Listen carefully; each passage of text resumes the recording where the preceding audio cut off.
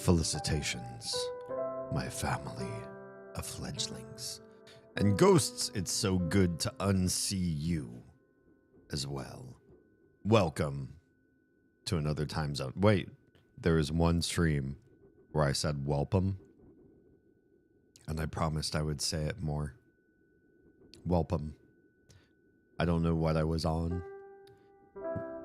I think I meant to say whelp, or ope, as the Midwesterners say, whelp. And I said welcome at the same time, so I ended up saying welcome. It's on one of my clips somewhere. Welcome to another time zone with yours truly, Damien Halme. Yes, you pronounce both E's because that's how languages work outside of the US and England. Hi, I love you. That's weird to say. I don't mean that. I only say that so that more views will come in, so more people will follow me. I only tell you I love you on stream because I want you to give me nice things, which I then in turn give to my family. Because I personally don't receive nice things. There was a while where I was making stream goal after stream goal after stream goal to generate the shelving behind me, the special shelving, and all the little things on it, and the light that lights my face. And I never did the camera. I bought the camera before I started streaming, so I didn't feel comfortable asking for money for a camera I already had. The bounce lights, the string light that's on the bottom or base of the shelf there, every little and most of the games. Hello. Oh, you're one of those. And then a bot, a bot that I hired has joined one of my streams. Good. I should not hire you. It's a Troa. Troa says I just subscribed. Only out where almost dry ears look and stuff. That was said so much faster than the actual letters in that string. I feel like my text-to-speech just said, meh. I'll give you 2 seconds of my best effort, but that's it. I'm not actually going to try to read that. I think what it was supposed to say is... Oh, there it is. The intro. Thanks, Tra. Let's go live in TikTok, the one place that I can't say anything about other streams. For those of you that don't know, and I'm going to say this one time and then again at the very end, I stream on Twitch, YouTube, Trovo, Kick, Instagram, TikTok, and another YouTube stream. I think that makes 6. And we're about to start TikTok, and they don't let me say all of those other companies' names for whatever stupid reason. So here we go.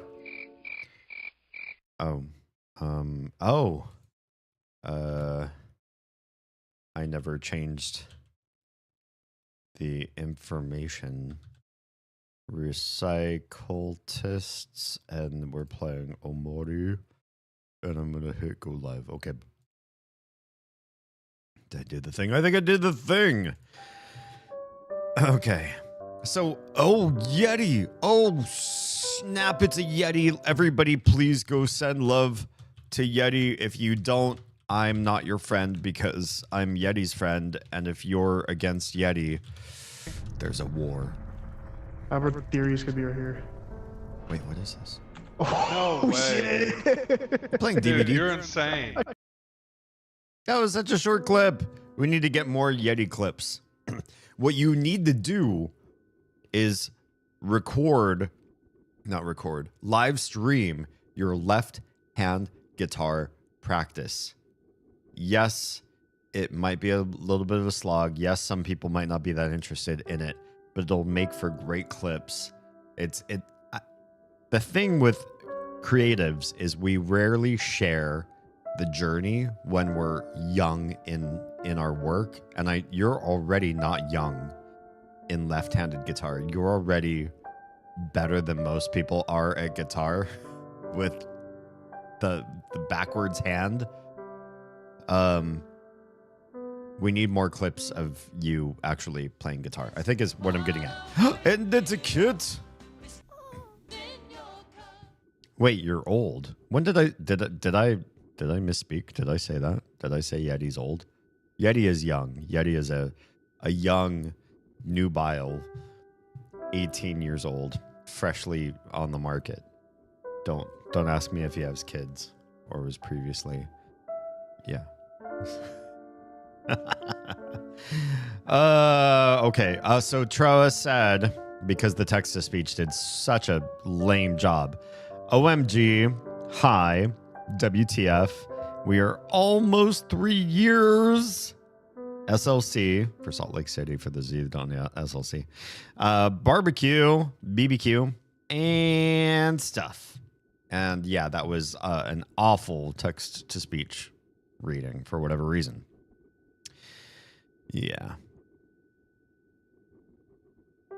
We loves the Yeti. Yeti is honestly one of my favorite human beings on the face of this planet.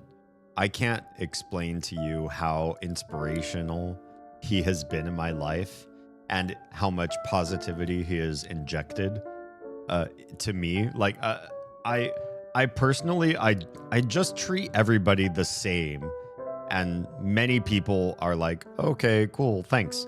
But every once in a while, somebody is really appreciative above and beyond. And I'm not saying that I need that in my life. It's just, it makes me feel like I'm doing the right thing, I guess. And I don't mind the ingrates. In fact, most people don't like say thanks for who I am in their lives. And I don't live for that. I just try to help, and if help is appreciated, cool. If it's not, it's just who I am. I just try it anyway. I'm not looking for a reward or anything, but Yeti constantly encourages me and thanks me for all the stuff that I have done and been in his life. And it's weird, man, but it's good. And he has also been a lot of things in my life too, and I super appreciate him for all the inspiration and help and insight.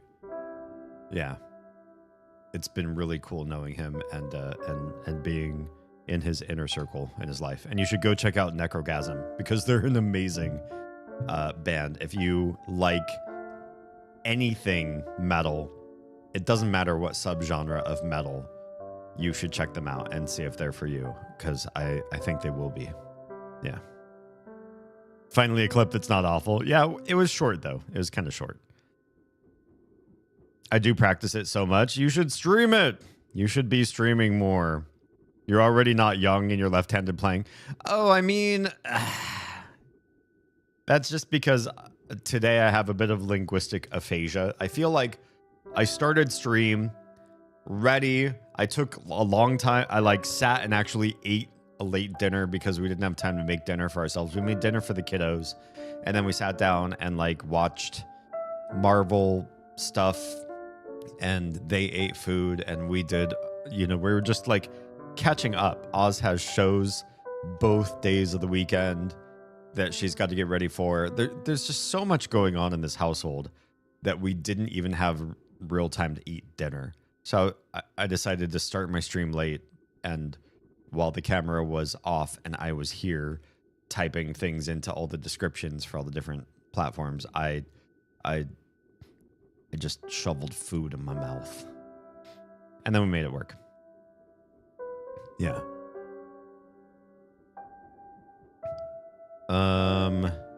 Damn, brother. I says the thanks yous. All people should. If they don't, that's a paddling. It's a paddling. That's Simpsons reference, yeah. I like the ribcage heart. I want that. I want the ribcage heart. Who's Outlaw? Tonight we're going to be playing more Omori, a really feelsy JRPG-esque style game. We're deep in, so if you have not seen this game or don't know it endemically or very well, probably go check out my playlist of previous Omori streams. I'm sure you know where to find it. There's only one platform that lets you do playlists and lets you... Rose. It's a Sylphos. Hi and welcome. We were discussing Final Fantasy XI lore and history references, which is really cool. It gives me new respect. What's that, bud? Oh, maybe because everything's on fucking extra. Do I hear a Mary? Oh. This is old school stuff. Us. Did you see that? What happened? This must be the early days of this game. I really enjoyed playing Phasma when it was new. I feel like once everybody got expert at it, first of all, one, I didn't. So is there a little bit of jealousy? Full disclosure, a little bit. But also, once I rejoined those people who were expert and we started playing the game again, I feel like watching people who know Phasma really, really well play the game, it is not an interesting game to play. You grab the tools from the truck, you pay the money for them, you go into the house, you place the tools in their optimal positions because you have the map somewhat memorized. You wait in special places. You know where you have to run if a haunt starts. And then you get all the evidence and it's either conclusive or it's inconclusive and you kind of have to make a guess, or you wait, you have to do another round of haunt and then you've come up with the evidence. Once you know all of that stuff and it's not just like people scrambling around, people randomly dying during the haunts because they have no idea what they're doing, not because they misplayed, but because they have no idea what they're doing. Once you're past that part, the game is just too systematic. Phasmo is a game that's meant to be fun for people that don't know it. So unfortunately, the longer you play it, the worse it is for entertainment purposes. Then it's just mistakes. Yeah.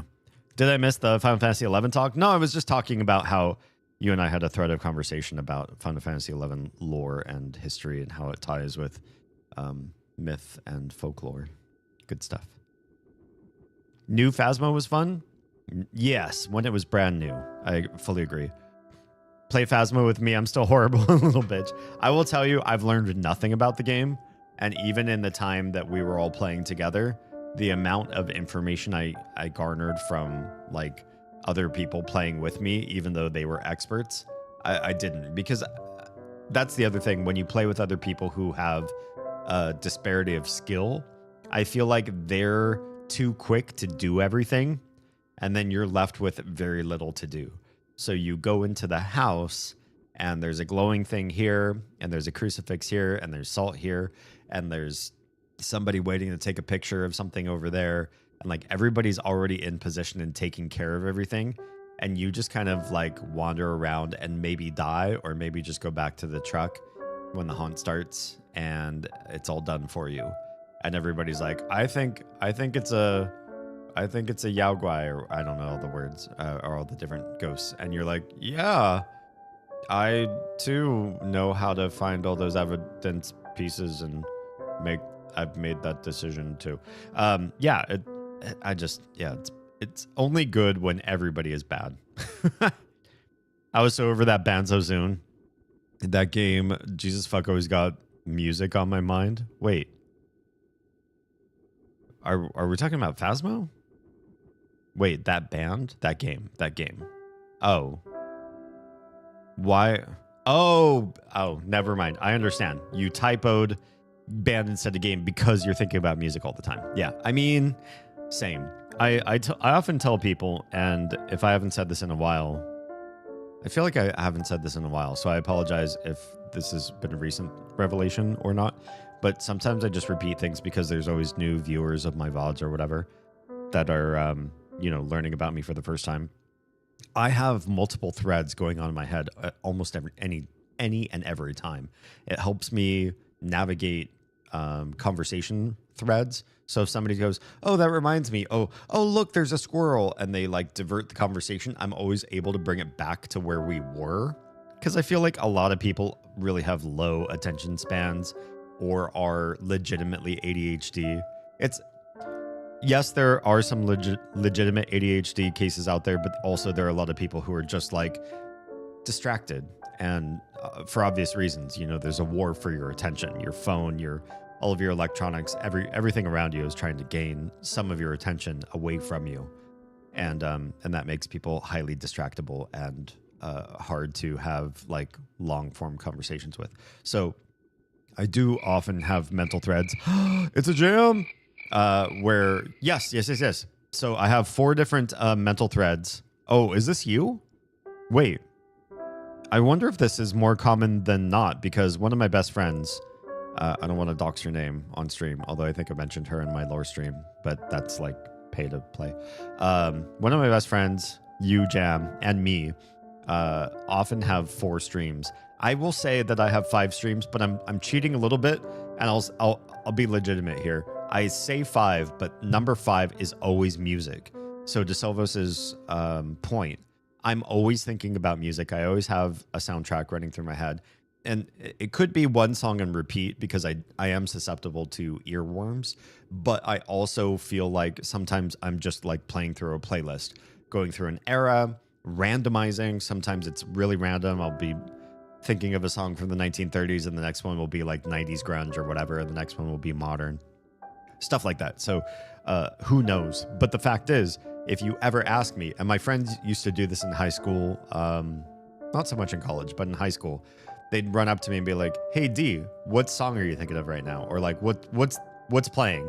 And, I just take 1 second and listen to the track in case it was sort of like background. And there's always a song there, literally always. But I always use that as like a 5th stream. It didn't take up one of my other I don't know what you would call them, concurrent processes, my CPUs. I usually have 4 CPUs and then a 5th dedicated just to music. So if I ever say in the future, oh yeah, I have 5 streams of thought running at all times, just know right now that if I say 5, I'm kind of lying, or I'm being glib about the 5th one, because the 5th one is literally only for music. Yeah.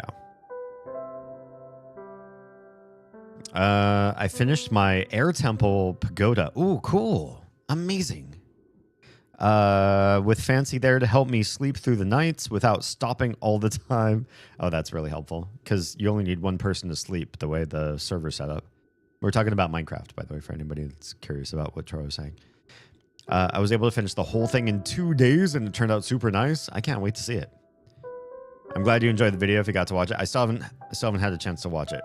I've been thinking about watching it, and when I have some free time, or if the kiddos are like busy at a park or whatever, and I can pull out my phone and not feel like a bad parent, then I'll probably watch some of it. I don't know any of the strats or ghost knowledge. Yeah, honestly, once you get to the point where you start memorizing that stuff about a game, I feel like the reason you play the game starts to go away. Phasmo is about things like shit hitting the fan, right?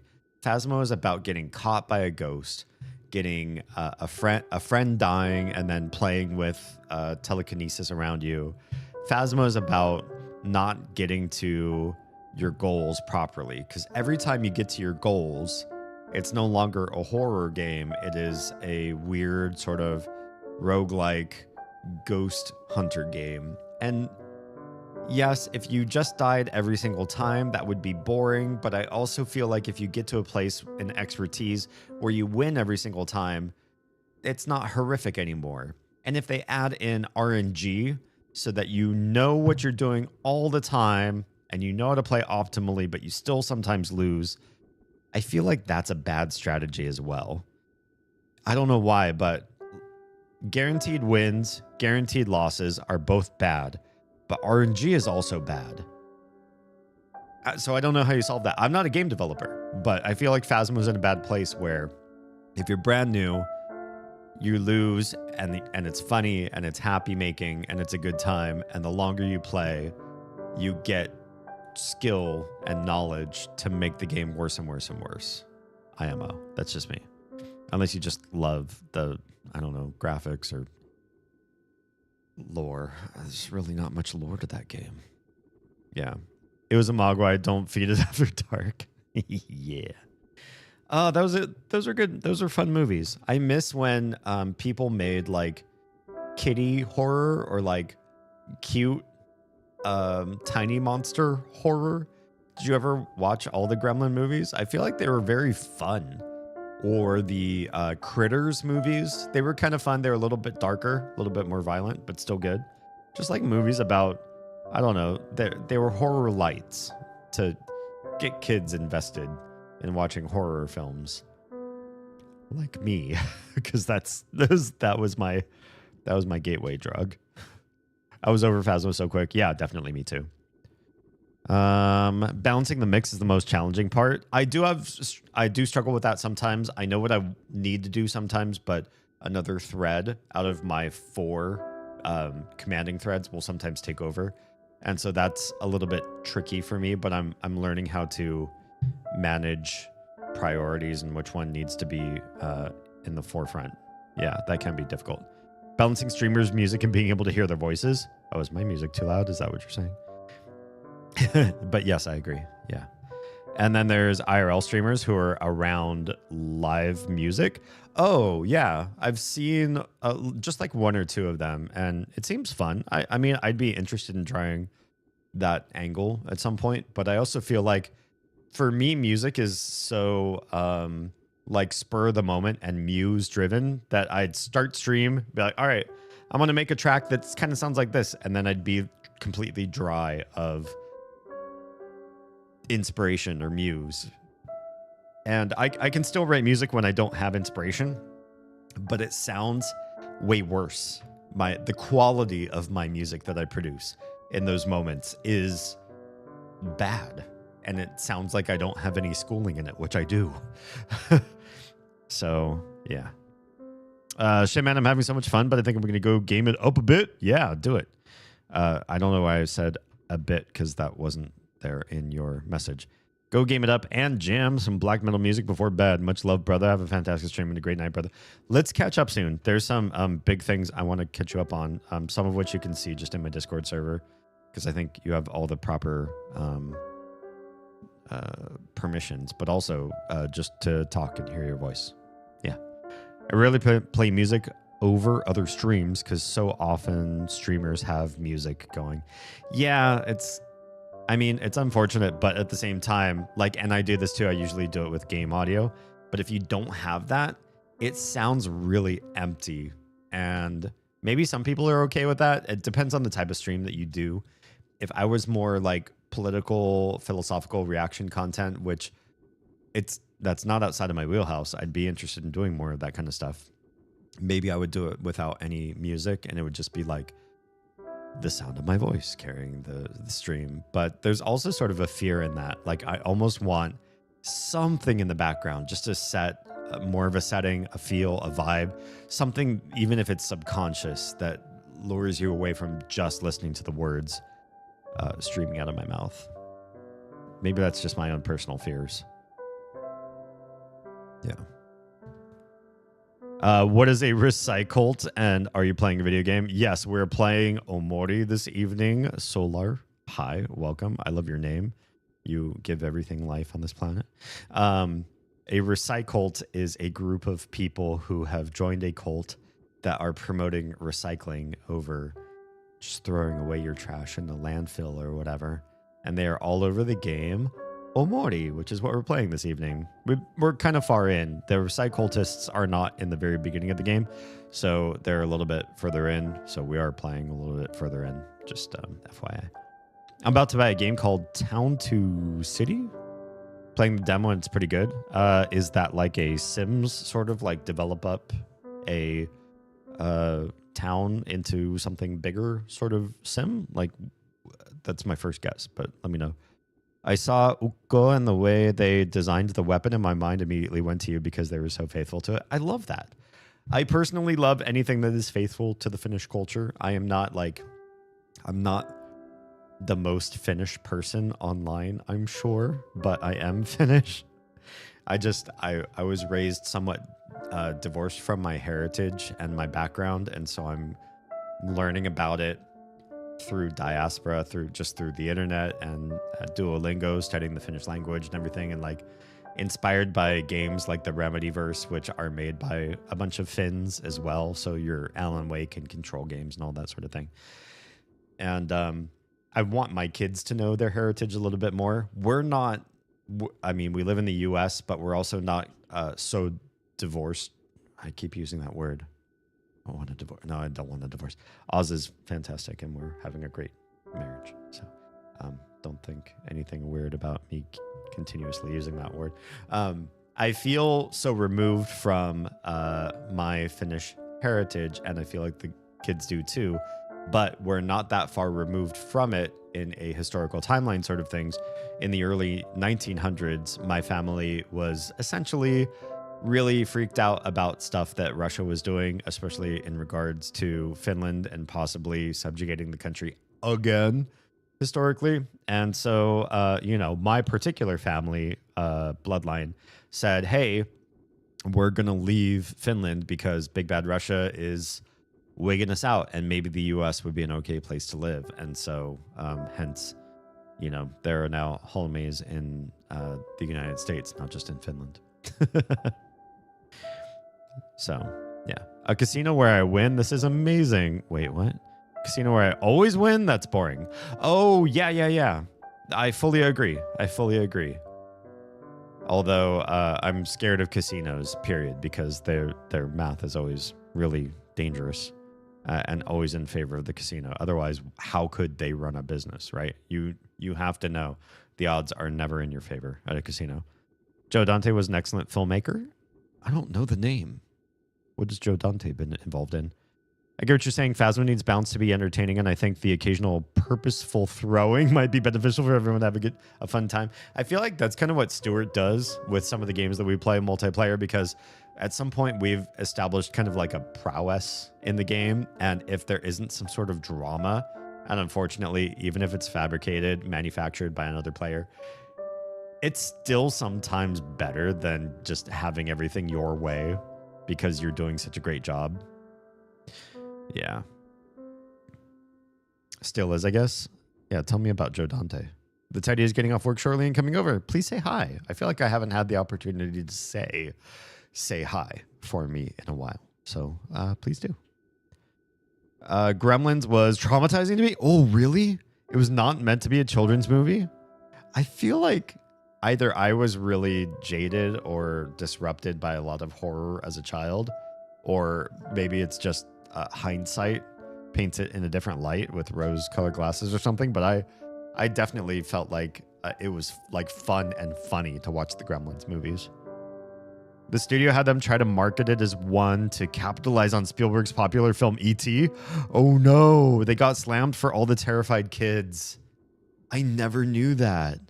I just thought Gremlins was, I don't know. I must have been like, I don't know how little I was when I first saw it. I didn't see it in theaters. I just saw it on TV whenever it was aired on TV. But I thought it was great. But I was probably a pretty demented little kid. Clearly, I have mild feelings about this.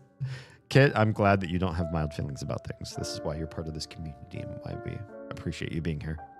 Also, because I haven't done this yet, pause the music real quick. Shoutouts to We So Punny. Please go follow, like, subscribe, donate stuff, send them your everything. Stupid. Wait, what is this? We playing with the plant? No. Is this Phasma? Okay, either I'm just monumentally stupid. Oh, hey, look, there's a key. Yep, that would be what it is. This is Phasma. What is this? Hey, I Looks told like- you there was a key somewhere. Looks like a horror game. I don't know what you're talking about. Nothing happened.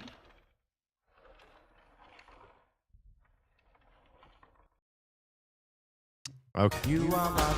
It's an Oz. You're my dad. Wait, what are you doing? You're. Hi. Hello. Wait, how come I can't see your message? Oh, because you're lurking. Oh, thanks for the lurk support. Let me take a quick break because I did all the stream setup and I never took a bio break to make sure that I could actually sit in front of a camera and not feel like I have to pee myself. So, BRB.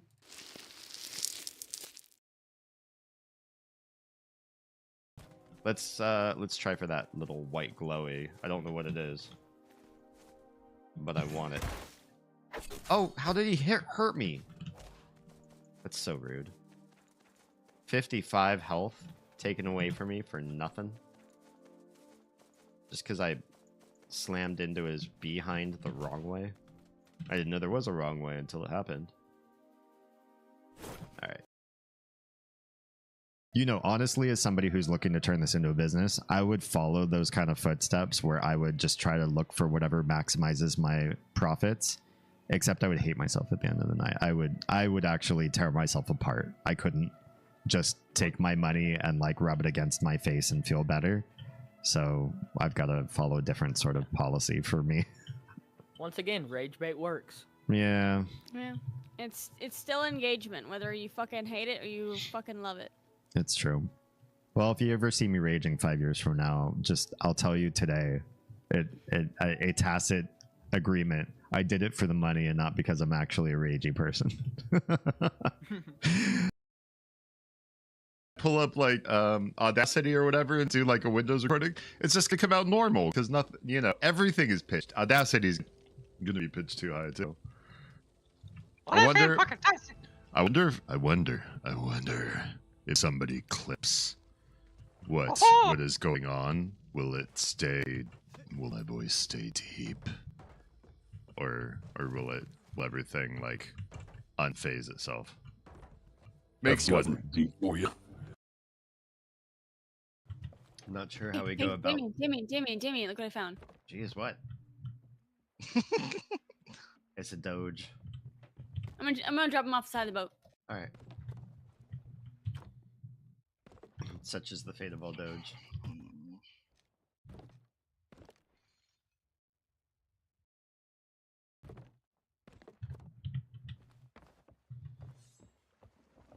Not even a satisfying splash? Lame. Boo. Well, do we want to try locating some of these shrines and treasuries and see if He's peeing on the boat. Lovely. Whoops. Mars. Did you Hey, not, don't blame. did you not train your dog? My... Spoiler alert, he did not train his dog. Wait, why is that? Okay, it went away. Hi, I'm back. Oh, music. Oh, morning music. Catch up with chat, and then, you know, we're gonna do the thing. Gremlins was not super safe. That's why I loved it. I loved movies that were probably traumatizing to me. Maybe I just craved trauma when I was little. Who knows? You do it fine because you don't have it loud in the mix. I do think that when people come to watch a streamer and the music is loud, that signals to me the streamer does not have a personality, opinions, ideas that they want to share, or a draw to who they are. What sort of person are you? Is it interesting? Do you have thoughts in your head, proclivities about who you are, a guiding philosophy that makes you worthwhile to listen to, so that people learn something from you, so that they grow, so that they're challenged, so that they connect in some deep, meaningful way? If you don't have that, turn your music up so that you at least have some music, I guess. Always look forward to catching up with you. Bye, everyone. Good night, Yeti. I know this is super late, but good night. He's probably already gone. Long since gone. I have no problem with your music. Good. Excellent. And it's important to note when you saw it versus when it premiered and how old you were. Most of the horror movies that I saw that were Well, I saw horror movies at 2 different phases of my life. One, way too young. Just, estimate my age. Was way too young to be watching horror movies. And 2, when I was like early 20s, late teens, early 20s, something like that. And I made a summer of watching almost every horror film I've never seen before in my life. So that's all the slashers, all the psychological thrillers, all the art films like Suspiria and stuff like that, the original, and everything, campy, deep, imports like The Ring and The Grudge, everything, all in one summer. And man, my dreams when I would take a nap or go to sleep at night, the types of dreams I would have, I was never dreaming I was a victim. That's the crazy thing. There's like something in my brain that was like, if I watch too many more horror movies this summer, I don't know what I'm going to unlock in me, because I was dreaming being the perpetrator. Yeah, kind of weird. It's Sims and voxel based. Graphics are very well done. Oh, nice. I love that. It's about creating an ideal Mediterranean style town. Ooh, sounds aesthetic and pleasing. Not ultra realistic, but very cool. Lots of decoration and QOL, quality of life creation. I like that. I have a streamer who's in front of a Taiko demo in Tokyo, and it's so loud even at 1%. Well, I mean, yeah, if you're going to be demoing drums, first of all, Taiko's type of drum, for those of you who don't know, I feel like you need to do some really good audio mixing. You don't want to be louder than everybody else. I don't think that the loud wars lasted too terribly long. There's a period of radio where every song that was mixed and released on radio, they tried to make louder than all the other songs so that your ears would like naturally, subconsciously be more interested in that band. But the louder music got on the radio, the worse the mixing got, the subtleties, the nuances, the dynamics. Could a song go from quiet to loud to quiet and have like meaningful emotional interchanges and narratives to give to the audience? You can't do that if you're fighting the battle of loud. And I think we've moved past that these days. So I hope streamers do the same thing, because I think loud stream doesn't necessarily mean good stream or worthwhile staying. US used to be a good place to live back when we had the First Amendment. Are you referring to my spicy post recently? No, I'm sure I'm not the only one. A number of us are obviously concerned about being able to say whatever we feel about whomever and not feel like there's some sort of especially employment-based backlash, right? Joe Dante made Gremlins 2, Small Soldiers. Did I see that one? I don't know if I saw that one. The Burbs. I did like The Burbs. The Explorers. I don't know that one. The Twilight Zone movie. That one fucked me up. Not going to lie.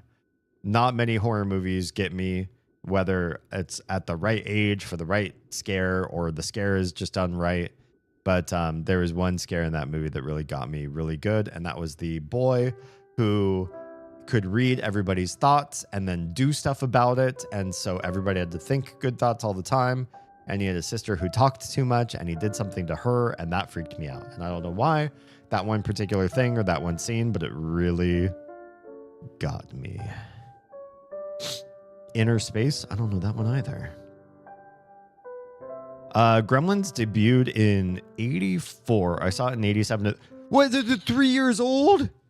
Okay, that's probably younger than the first horror movie I think I've ever seen. 3 is probably too young to be watching even mischievous horror, which I would claim Gremlins is like a subgenre of like horror that is really like mischief. I don't feel like the Gremlins were they were getting in a lot of trouble. Some of them were causing harm, but the majority of them were bad at it. And so they were hurting each other or themselves almost more than they were other people. But at 3, it's way too violent, way too dark, way too creepy, and way too, this could happen in my world. Because you don't know, when you see Mogwai and Gremlins and all those creatures, you don't know how imagined that is. It could be real for what you know at age 3.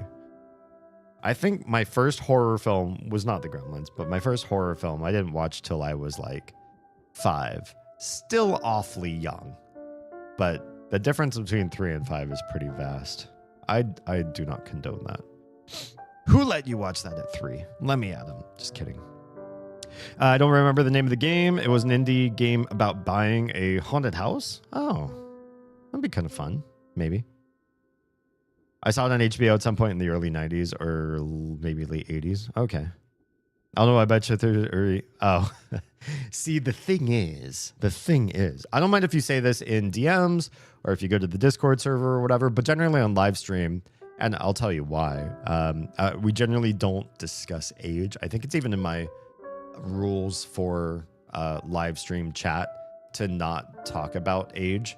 And it really doesn't have to do with like you're not allowed to compare your experiences and know like who can culturally relate to you or not. Although I'd argue cultural relations since maybe like the turn from the 70s to the 80s, like from the 80s to today, is all sort of squished into one big super era. Things don't go out of fashion anymore. Things don't look vintage or look anachronistic or feel like, oh, you're trying for a weird vibe.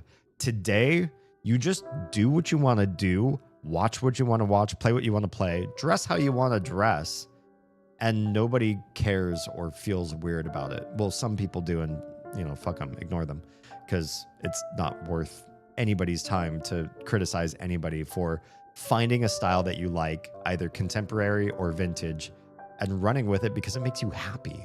Just be happy and look the way you want to look. And so because of that, I decline the right or the privilege of mentioning age on stream so that people can just be one tribe, not judge people by like, oh, well, you're so young, you wouldn't know this. They might, you don't know. Or you're so old, you probably have these beliefs or this religious or political bent, which that's not necessarily true, especially in my streams. So, yeah, in other words, don't judge a book by its cover. So therefore age is probably less informative than you might expect it to. So we just don't talk about it on the streams. And not for any other reason. If you were breaking TOS by not mentioning your age, that's between you and the platforms. And if anybody finds out about you, I will tell them to report you, or I will report you. And that's different. You can't hide in my rule set that way and cheat the system. I don't. I'm boring. Hi, Kara. Have a personality or anything interesting to say?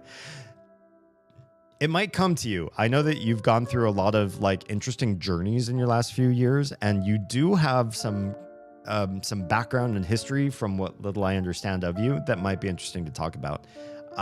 While you might be kind of head down in personal growth, and that might feel boring, I still feel like there's story and history and family and relationships that could make your life journey interesting to somebody to learn about. Yeah. Don't read too much into dreams. Yeah, I know. Dreams are just dreams. They can be revealing so much, but so much of the brain taking every piece of information it has on a separate playing card and then shuffling the deck is on an acid trip. This is true. I have had crazy dreams where I've done things that are absolutely antithetical to my personality or hypothetical. Is that a term? If antithetical means it's not who you would normally be, how would you say an augmented version of who you? I'm gonna coin the term hypothetical. You heard it here tonight. Hypothetically, sometimes in my dreams, I'm an exaggerated, over-the-top version of myself. You know, we've been going through the Marvel, the MCU universe with the kiddos, and unfortunately, we've run out of movies that go back to back to back, and they say we have to, if we really want to understand the timeline further going forward, we have to start watching TV shows. And that's been really hard because the girls really prefer the MCU movies over the TV shows. The TV shows just, it takes one story reduces the cast significantly and really drags out that story to be much more long form than just 2 hours. And so that's been hard on their attention span and interest. And I also feel like the TV shows are older. They're more mature than what we've seen so far in some of the movies. Obviously, like certain themes in the Marvel movies are kind of dark and adult, but we've been able to navigate that with the kiddos, whereas the TV shows are like persistently mature and don't have a whole heck of a lot for 5 and 6 year olds to watch. That said, they made it through all of WandaVision, and I feel like they kind of liked it. They thought it was pretty good at the end of the day, even though they didn't really understand the TV through the decades references that, well, if you haven't seen it, now I'm spoiled something for you. And we moved on to the Falcon and the Winter Soldier. I don't know if I'm saying that in the right order. And that show is way too mature. Way too mature. It's got too much politics and two guys being mostly like grizzled and tough, but sometimes being a little silly.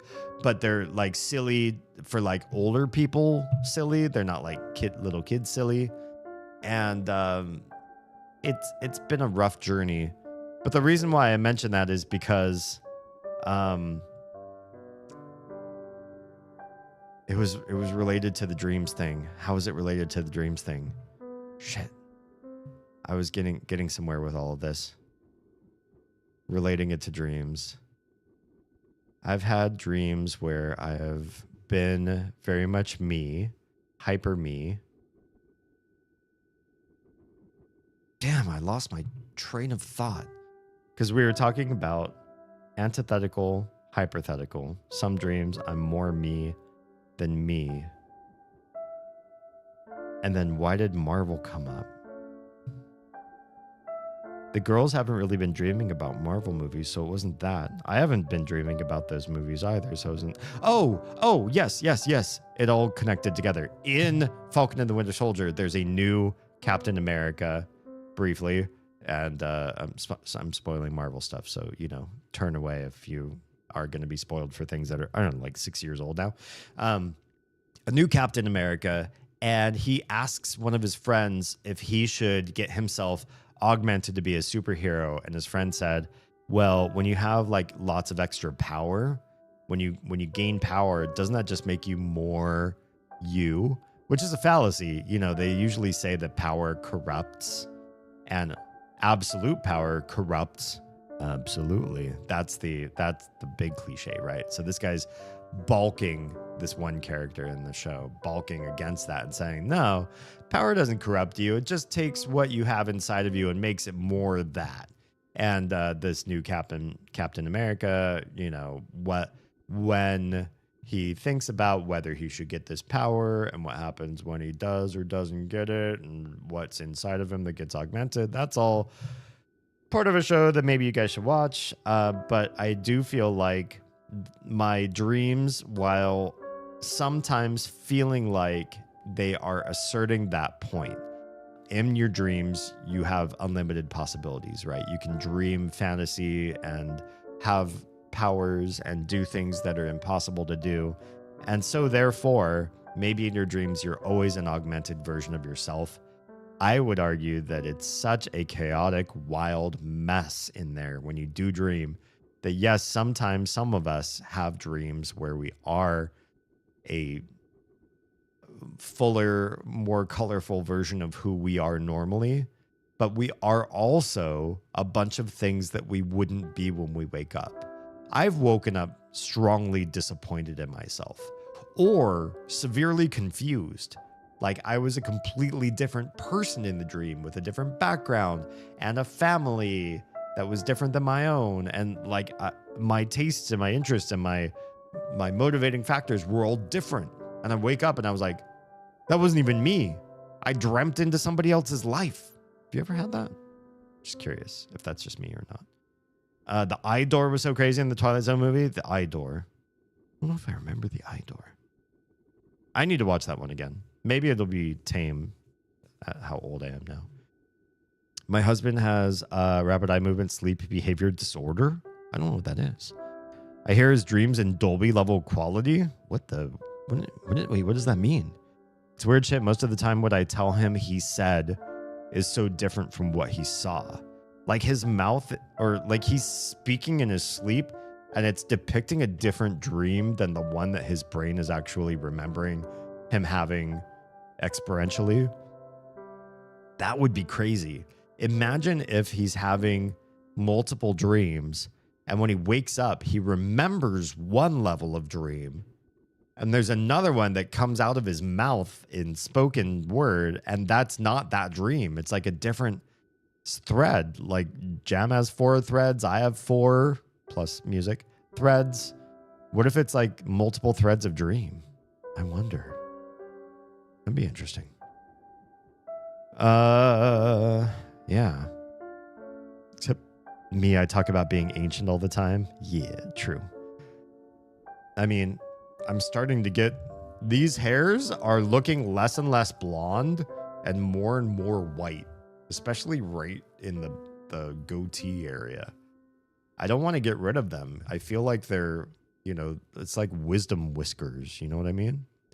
My wisdom is coming through just right around my chin has more wisdom. So it means I need to start like stroking. Well, maybe I should grow this out, because if you just stroke your chin, it's kind of boring. But yeah, all my big wisdom is coming through right there. It's not in my mustache, so I can't like grow this and curl it.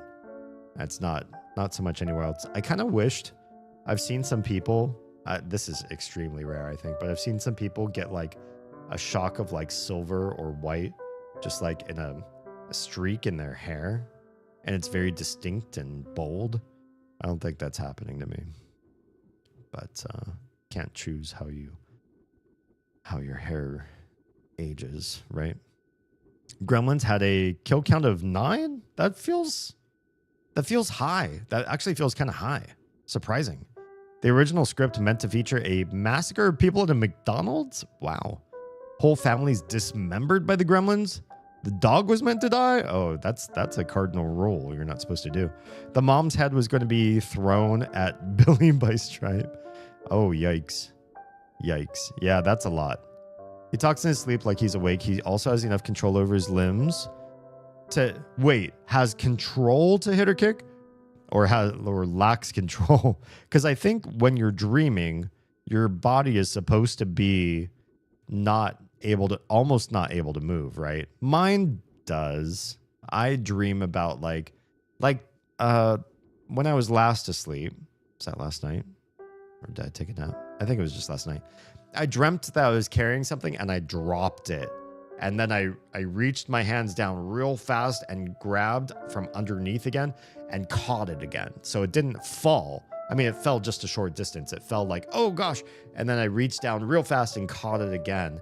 And my hands did that and woke me up. You're not supposed to be able to do that normally. You're not supposed to, like if you're running in your dream, your feet aren't actually like kicking like a dog's or anything like that.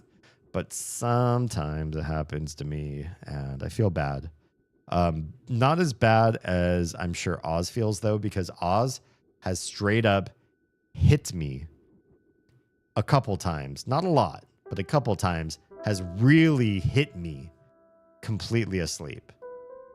Like her hand went full on, like usually slap. I don't think she's ever punched me, but slap mode in her sleep. So she's got much more volatility of body than me while asleep and dreaming. We don't sleep close to each other. I don't blame you. It only takes 1 or 2 random errant hits from somebody who's completely unconscious, and so you can't really blame them to just say, you know what? We need space. When you're awake, I will cuddle you, and when you're asleep, I will not. He will scream if he's angry in the dream. Oh, that would wig me out. I'd have cortisol coming out. Scares the hell out of me. Yeah, I do not like that. I don't know how you stop that. I don't know if there's a fix. But I don't like it. I feel like, does it feel like chat is off? Does it feel like, wait, where's the game? What happened to the game? It's only showing on some stream and not other. Where did you go? Where did you come from? Where did you go? I was messing with some stuff today, and I expected things to not break, and now that they're breaking, I'm mad. Why is this gone? What is this called even? It's not here and it's not here. Did I destroy it? Did I delete it? That doesn't seem like me. I feel so cheated right now. I do feel like I deleted it or something. Or no, I'm in the wrong scene. I'm so... Oh, don't say it. Don't say the word. This is the scene. I forgot I have a Retro 1 and a Retro 2. And Retro 2 is a fix of Retro 1. And I just went to Retro 1 as if in a dream. No, I don't know why I did. I don't know why I did. And then I was like, oh, this is like an ancient scene that I just haven't messed with in a long time. It's probably missing all these goodies. That's entirely my fault. My bad. Your chat window's over your camera. Yeah, that's long since been retired. It's like your stream setup went barmy. No, I just forgot. I don't know why I forgot. I don't even use Retro 1 for anything ever anymore. Ever. And so, yeah, I really just ought to delete it. The amount of time I spend doing admin work for streaming, though, has reduced down to almost nothing. You've read my posts on Discord, most of you. And even maybe some other folks too who are suffering the same sort of fate I am. Nico and I work at the same place and we're both suffering something terrible right now. So bear with us while our mental state is compromised and we're sleepy and we're slurring and we're, barely getting through these next few weeks until something changes. Maybe not sooner than 2026, but hopefully some good stuff happens before then. Yeah. Adrifted Stranger, hello, hi. Good to see you on this side of things. We've been chatting pre-stream like I am wanted to do. Okay, let us pop into some Omori. Continue, load. Yes, this one. Yes. Okay, you're a bit loud. Now. All right, we saved in the picnic and we were doing a thing. We're making dinner for the guy following me. His family has been family friends with me and my family. We were kid friends, and most or a significant part of this game is the main character that you're playing. They call Omori, which is like a weird play on a Japanese word for like a social shut-in. And you play with the guy that's following you. His name's Kel. So Omori and Kel are friends. And some of their friends are friends. Omori has an older sister named Mari. Kel has an older brother named Hiro. Well, I think Hiro. I don't know his real name. Hiro is apparently a nickname. And a couple other friends associated as well. But now we're playing in the age where they're older, maybe by like 5 or 6 years from what some people have mentioned to me. I'm not supposed to know, but I know because people are so willing to give me information about this game. Thank you. This is the first playthrough, so try not to give me too many spoilers. We're a little bit older, and Omori's name now is Damien because that's what I named the character, because I name characters after me and then watch them go through traumatic shit, and it's more immersive because it's my name. And Kel is still Kel. Kel's older brother is coming home tonight, and we're going to have dinner with him and say hi and catch up on old times.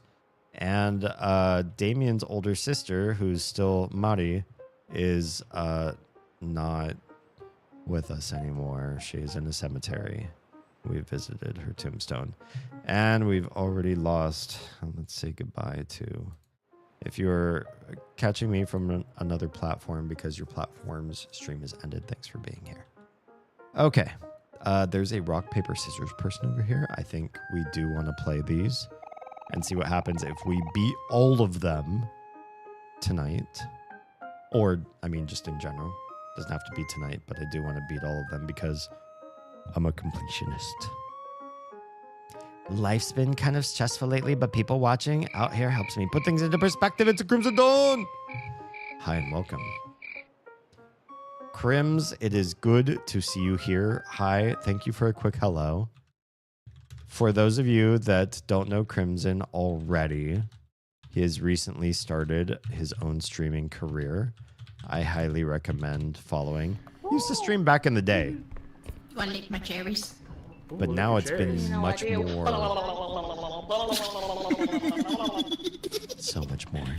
I have cherries. Trudge nearby. I think I'm I see in. that. You do indeed. I do not. Would you like to lick them too?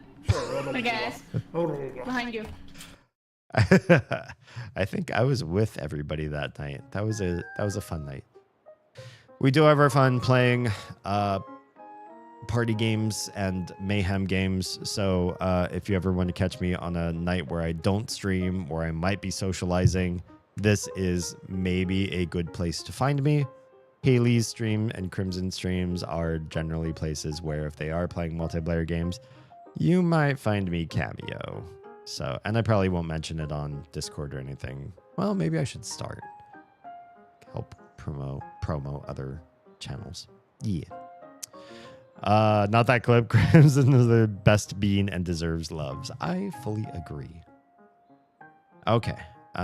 People watching out here helps me put things into perspective.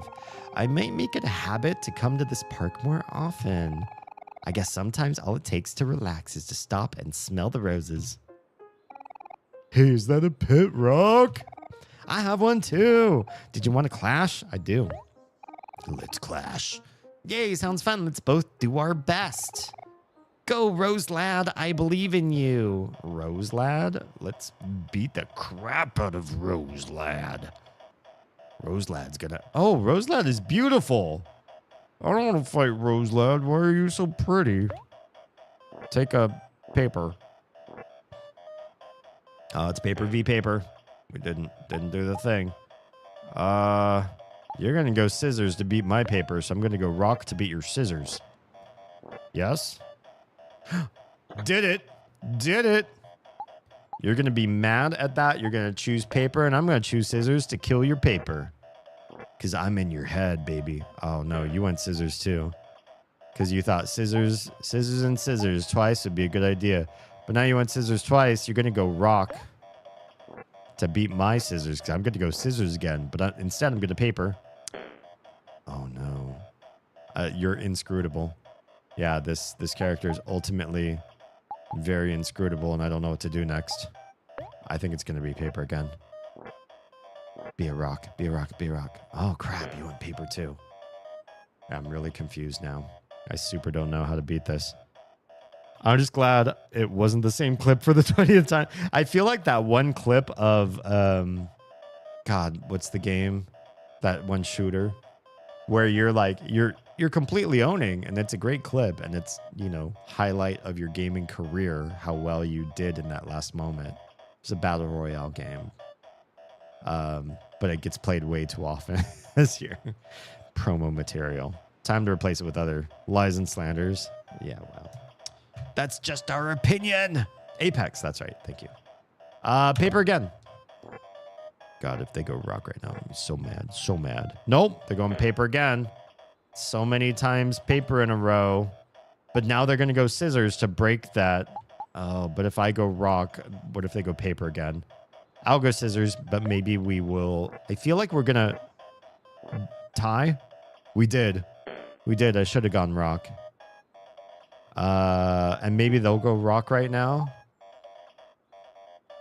I'm going to go paper. Because I think they're going to go rock to try to beat my scissors.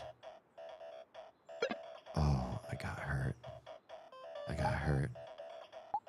I'm going to pick scissors because I have a feeling like now that they beat me with scissors, that I'll want to smash their scissors, so they'll go paper to beat my rock. But instead, I'll go scissors to slice the paper. It did. It worked. That actually made sense. But I also think I'm just getting lucky, really. Accept the love. I hear you. Yeah, I agree with Haley. Just accept it. They're going to go paper again. I'm going to go scissors again. We're going to beat them again. Right here. No, they switched. They switched. I'm going to go scissors again because I think they're going to go paper, thinking I'm going to go rock. It happened. It happened. I got in their head. I got in your head. Rose Lad has been pruned by my scissors. Rose Lad, are you okay? Just let it happen. Yes. Just, yeah. Turn over and accept it. There. You take a good rest now. Oh, okay. Wait, what? Huh? Complete verification in live studio within 5 minutes to continue current live? Who said? Wait, when did? Interesting. I didn't know they made you do this. They make me do a CAPTCHA just to continue streaming on TikTok. I disagree with your motives.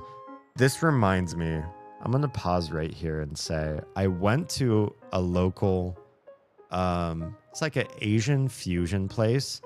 I am adamantly against fusion as a food type. If you say we're a fusion of, I don't need to hear what two ethnicities of food you are. Italian and Southeast Asian, Egyptian and German. It doesn't matter.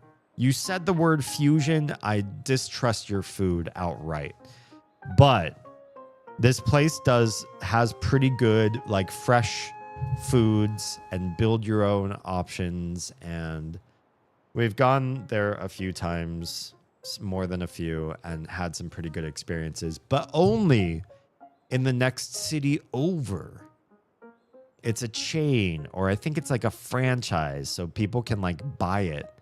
And then the company gives you a kit and says, here's the blenders you use. Here's the heating trays you use. Here's the to-go containers you use. You know what I mean? And then you just run it like your own shop, but you have to sort of conform to what's given to you. It's something like that. And so the next town over, first of all, and they don't need to be this way, it just happens to be this way, it's a married couple who speaks Mandarin. And so me and the kids is like, cool, more Mandarin speakers. And we have a good, and they like us. I don't know if they like us just because 3 out of 4 of us speak the language. And Oz is also learning some Mandarin too, because she's been immersed in it for 6 years. And she's doing Duolingo classes and all that. But like their food is good. They care, they focus, they source well. Their place, their restaurant is like nicely kept. And there's some like wonky stuff here and there. They don't do soda anymore, but they still have the soda machine. So there's a taped sign that says water only over the whole thing now. Which we don't drink soda, but it just, that always kind of looks kind of chintzy when you had something and then they took it away, but they didn't take away the machinery for it. And so it's like the old remnant of what used to be there was removed.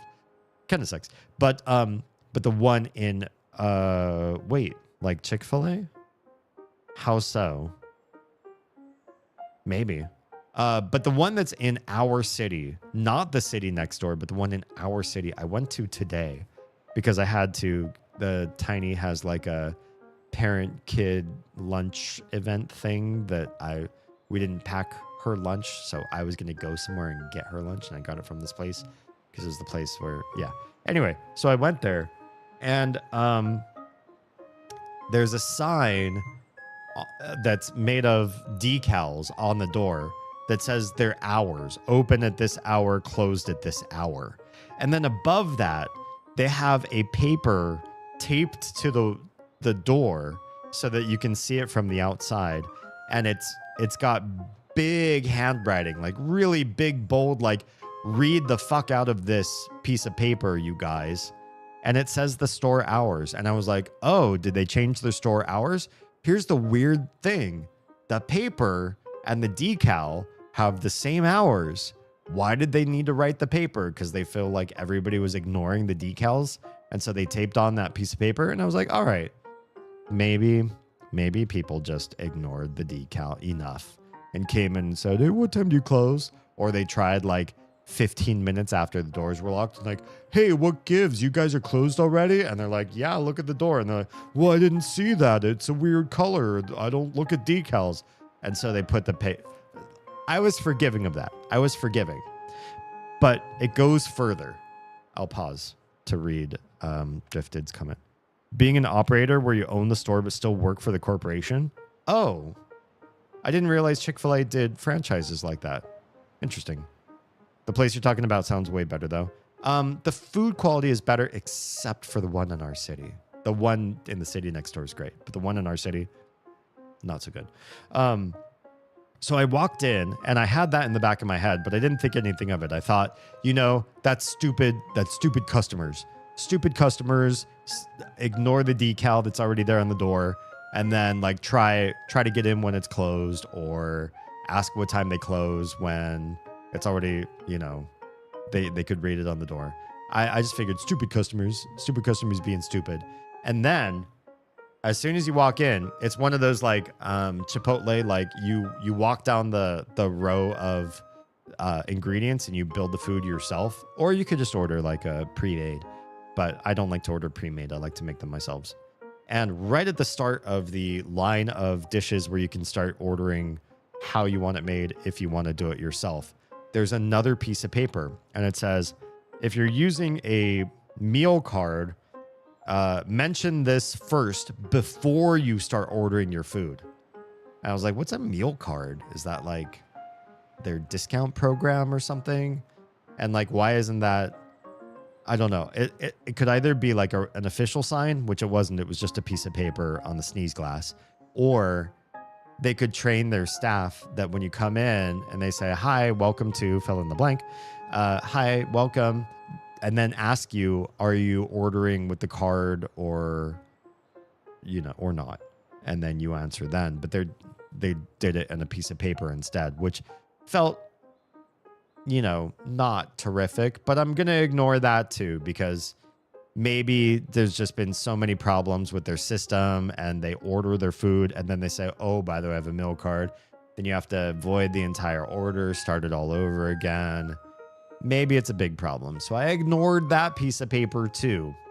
And then I ordered all of our food, and some of it was taking a little extra time because I ordered the fish, and the fish you have to cook thoroughly so that the middle of the fish is well cooked. So I'm waiting for the guys in the back line to do that. And I'm just walking around the lobby, and they have 2 trash cans, and one of the trash cans has paper over the top of it so you can't use it. And I was like, okay, you're a 2 trash can lobby, but you've blocked one off. Why did you block one off? Do you really not want to change 2 trash cans at the end of the day? Like, the thing of it is that 2 trash cans gives the customers more capacity, so you don't have to change trash as often. You do have to change more trashes. But ultimately, just seeing one of the trash cans with like paper over the top of it feels really ratchet. Feels lame. I'm sorry, I'm using a really old slang. It feels lame. It feels like it's in poor taste. Leave them both open. Do something else. Don't close one off and do it in such a inelegant manner. They also have like a weird statuette. It's a statue. It's a full-fledged statue, but it's kind of low to the ground. And so like kids could presumably climb it. There's a piece of paper on the statue that says, please do not climb statue. And it makes the statue look really ugly because it's got this piece of paper hanging off of it that says, don't climb.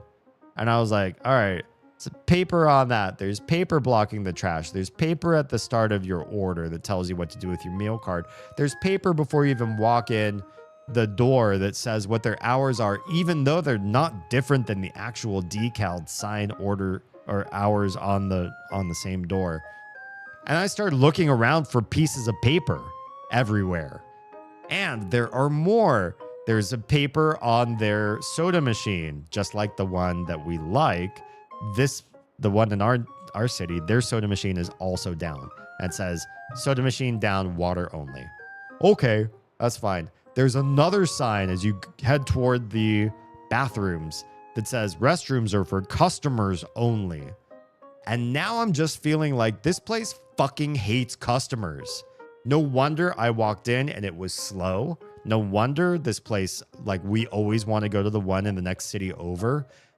I wasn't sure like what it was about the place, but I feel like when all you want to do is place little, not placards and not proper signage, not corporate signs, but 8.5 by 11 printer paper with your own handwriting on it, telling the customer everything they fucking can't do in your store. You're a hostile environment. This was a place that when we first moved to the city that we live in, had like 2 or 3 employees behind the lines serving customers and helping build, build your own whatever food. And now the only person I ever see behind the lines is the owner. And now the only person I see behind them in the kitchen is this one dude. It's always just the same one dude. It's like a 2-man shop, and that's probably all the business they get. And the place looks like they hate you. And it also looks a little bit run down too. Like the walls are dirty and they're getting dirtier. And the lighting fixtures are getting like, there's lights out or like there's stuff collecting in them. You know, some lighting fixtures get like dirty or like bugs and stuff in them unless you go in and like sweep out the lighting fixture because they're like a dish.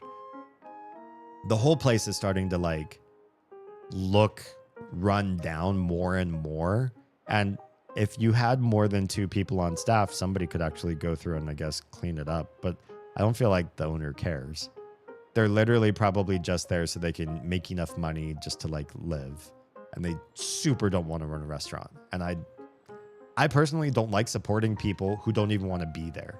I know that feels bad because those are the people that probably need the support the most. Because if they don't get it, then, what are they going to do? They obviously don't care enough to find something that they do love. So they're doing something that they absolutely hate. And they hate customers. That's the weirdest thing. If you're going to do a customer-facing job,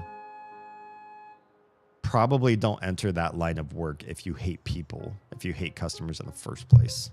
And they obviously hated their employees because there are no more employees.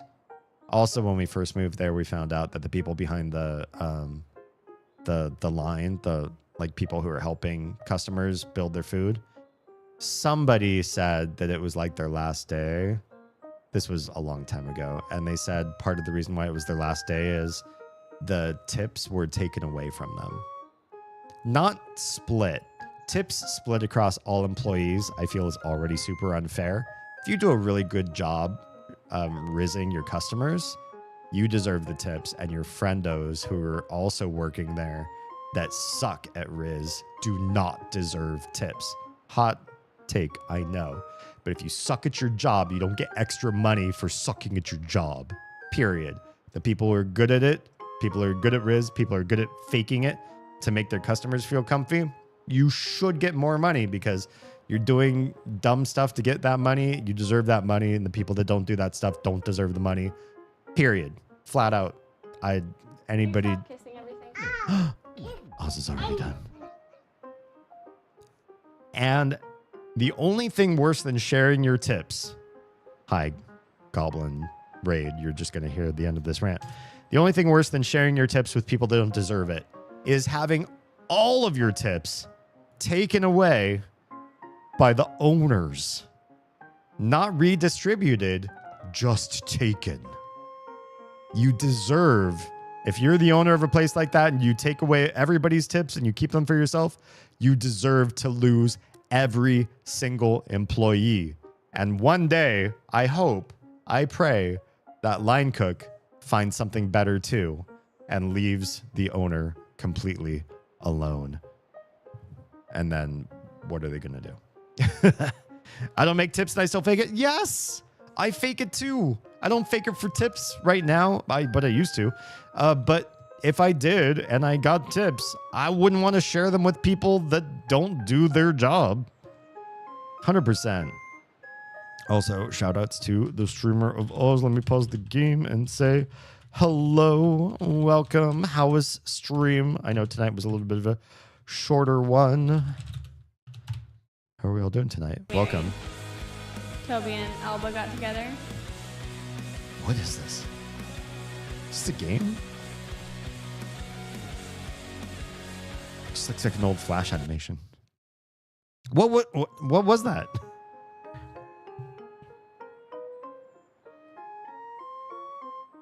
Let me catch up with chat here. I get putting up a passive aggressive can you read me now sign. I have no soliciting on my door. I guess yeah, there was another one. This was on the, of all places, this was on the exit door. So people coming in through this door would already be like, you know, fucking up. But it said no solicitors on a piece of 8.5 by 11 paper. I was just like, this is too many taped up papers. Have more proper signage. Don't have this much signage. Consolidate your ideas. Talk to your people. You know, when your customers come in and they make mistakes, chat with them instead of, you know, making signage everywhere. The place was lousy with just letter-sized paper, handwritten signage, and it felt so hostile. Like, get the fuck out of here and don't spend your money here. I hate that you're here in the first place. Leave me alone to wallow in my misery that is owning this restaurant. That's what all those signs collectively said to me. Yeah, absolutely. I have my eye on a new sign. Friends and deliveries only. No solicitors. Do not knock or ring the bell. Don't make it weird. That's kind of funny. Because then, you know, inevitably, if somebody decides they're really going to push it, like Jehovah's Witness or a really feisty salesperson, and then they're like, hey, I really want to talk to you about, you know, trading in your phone for this new deal, this promo that we've got going on right now. You're like, hey, read the sign. You're making it weird. You're making it weird. You got to go. Are the paper signs in the bathrooms? I didn't go in the restroom because the restroom said for customers only, and I was paying. I was a customer and still didn't feel comfortable going to the restrooms when the signs say restrooms are for customers only. That feels weird to me. Although I was kind of curious to look in and see, because here's my expectation. If you're going to go through the trouble of putting up a sign that says this restroom is for customers only, I want to walk into your restroom and feel like it smells and looks so clean. I want it to feel like I just broke the seal on a brand new room. I'm like playing Betrayal in the House on the Hill, and I've opened the door to a brand new room tile. I want to feel like I'm breaking the hymen on the restroom. It's so virgin and fresh. Please don't clip that. And so, because if the restroom is not for the general public, then it better be pristine and gorgeous and smell delicious. And I want to feel like I want to stay extra time there grooming myself in the mirror that has no graffiti because you posted that sign. And so I did. There was a part of me that wanted to walk in and see it's actually pretty janky in there because I wanted the bias, the confirmation there that they posted the sign, but the bathrooms actually weren't that great anyway. So what's the point in restricting them to customers when it wasn't even that good of a restroom in the first place? I wanted to believe that, but I was on a mission. I was on a mission for my tiny, and I didn't care that much about putting this restaurant completely on blast. Tip share sucks. Tip share is the worst. Yeah. I worked as a hostess, and they didn't want to pay us right.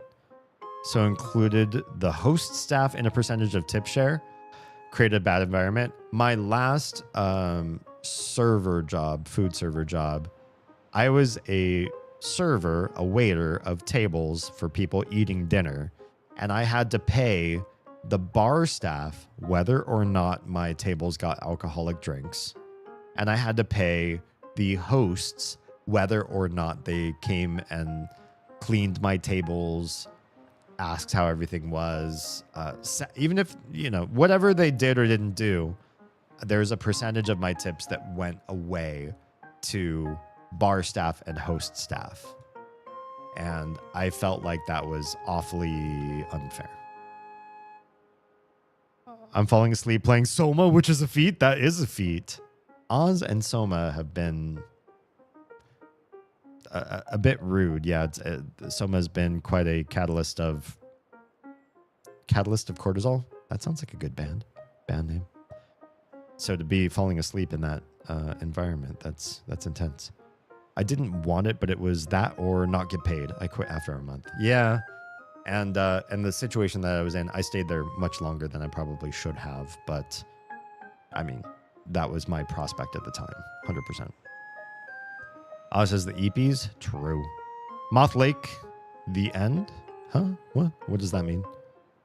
As someone in customer service, signs are the least effective form of communication for customers. Nobody reads them ever. Right. I even watched, somebody made a skit of like going into a business that was being run by Gen Z. And I don't know why this was like funny to them or why they decided to add this in the skit. But they were like, oh, do you have any specials right now? Or like, am I able to make Oh, that's a cockroach up there. Am I able to make modifications to the order? And the Gen Z person just pointed at the sign and was like, right here. And I don't know why that's like a typical or why that felt like it was supposed to be some sort of prejudice or stereotype against Gen Z that they would point to signage. But it's like, if signage exists, then why not point to it? But also, if you have customers who are walking in and asking questions that are already on the sign, it's because your signs don't work. Obviously. Dumb. It's bad. It's a bad tactic. Putting a bunch of text everywhere that mandates new customers as to like how to do, what to do, where to start, where to end. Just talk to them or, let them look around and consume for a while. And then if they still have a question, that's not because they're dumb. That's because the signage is dumb. Think about the average. Oh, this is going to be it. Yeah, I'm just going to do it. I'm going to quote George Carlin. I don't usually quote George Carlin because I find him too obvious and not that funny, frankly. I know that's not like a popular take. But one thing that he did say is, imagine who the average person is in terms of intelligence, your average person, and then realize that 50% of the populace is dumber than that to make the average the average. That's a paraphrase. So, yeah, and I feel that's true when people go into a store and there's signs and instructions and rule sets, start here, or don't forget this, or credit only at this, whatever. People are going to make mistakes not because they're dumb per se, but because signs are just like a really bad way to navigate the customer experience. And you should not feel ashamed or weird or like they're super stupid if you have to tell them things that are already on the sign. Yeah. I want my front door to be uncomfortable. Yes, that would be lovely. Also, because none of our friends like interact via the front door. We don't have friends come over and stand at the front door and then try to ring the doorbell and knock, right? They text, they call, we have a conversation about, are you coming over? When are you coming over? Like, there's nothing involved. So yeah, obviously we can make a very, very hostile front door area, and it's only going to bother people that we would want bothered in the first place. Angel, hi and welcome. Hi, D. Oh, it's Rose. Oh, cool. Nice. Welcome on in. Thanks for being here on the YouTube side of things. I could always use more metrics. Oh, I said the word that I'm not supposed to say while I'm streaming on TikTok. That's okay. I did it anyways. I appreciate you being here and giving metrics where metrics are helped out quite a bit. While the vast majority of you are on one platform, it's always nice to have more metrics on other platforms to help diversify and grow the business. Yeah. You did clip it. You did. I know you did. Bashful, gleaming, kumquat, Mike, Hogu. Oof. These expectations for love. Thanks, Oz. Have a good night. Please go to sleep and stop clipping my show. Bye. Bye. The kid just running laps around the slide inside. Oh, instead of using it was my youngest. I feel like that's a vibe. I was talking with one of the other parents who was there for the Eat With Your kindergartners event today. And we were like, we both have a first grader and kindergartner, and the crazy parallels that they are for firstborns being firstborns and youngest being younger. They overlap so much. It's painful. It's weird. It's weird how common it is. I always think people can't be lumped into large categories, but sometimes the proclivities are so vast that I have to agree. Yeah, in some ways, you can predict certain things about a person. You can't get rid of me that easy. I will just not say anything clippable from here on forward. Please clip my show. I need more. Gladly. Oz is good at making those moments happen and then clipping them. And then a good fourth of your clip show will be funny Oz moments. But, you know, it'd be good promotional material. So, yeah, I think I made Roselad faint like a Pokemon. You take a good rest now. That was fun. Thanks for challenging me. I guess I need to train Roselad a little bit more. Oh, goodbye. Thanks for giving me your training. There's the Recycultists. There they are. Creepy. Staring. Not moving. Not even trying to pick up the trash around here. That's weird. That's weird. Okay, we've already talked to everybody down there and up here. This rock feels like something needs to happen to it, but it could just be a rock. All right, we are going to dinner at Kel's parents' house with Kel's older brother, Hero. How do we move to the sidewalk? I did not authorize this. There's the religious folk. There's Kel's neighbor who's into swimming. Hello, that's a large dog. Why is there a derpy doge on the front lawn and a huge, looks like the size of Kel and I together in a horse costume sized dog on the sidewalk? This makes me largely uncomfortable. Okay. Let's talk to the Doge. Okay. Good dog says bark and makes the entire screen shake. Bark, bark. Okay. It jumped over us and ran away. Wait, do we need a Doge? No. A Doge. Yes, we do. We do. Hang on. We're not done. We're not done with today.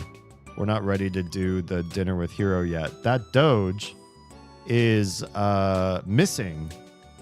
It's a missing Doge. There's a little girl who has asked us, please help me find my Doge. And it must not have been on the street. Maybe it's on the next street down. Maybe when we found it and it barked, it ran back to its owner and she goes, oh, thank you so much for finding him. Her. It has safely returned. Maybe it was on the street. There's Basil's house. Don't know them. I think it was here. There's a Doge owner here. Doghouse. Maybe it was there. Next Friday is 5 years for Bean and I. Congratulations. Did you started literally only like a month or so before me and Oz? Is that right? Crazy. We finally cleared 200 followers. Congratulations. I feel like we haven't even known each other that long. That's awesome.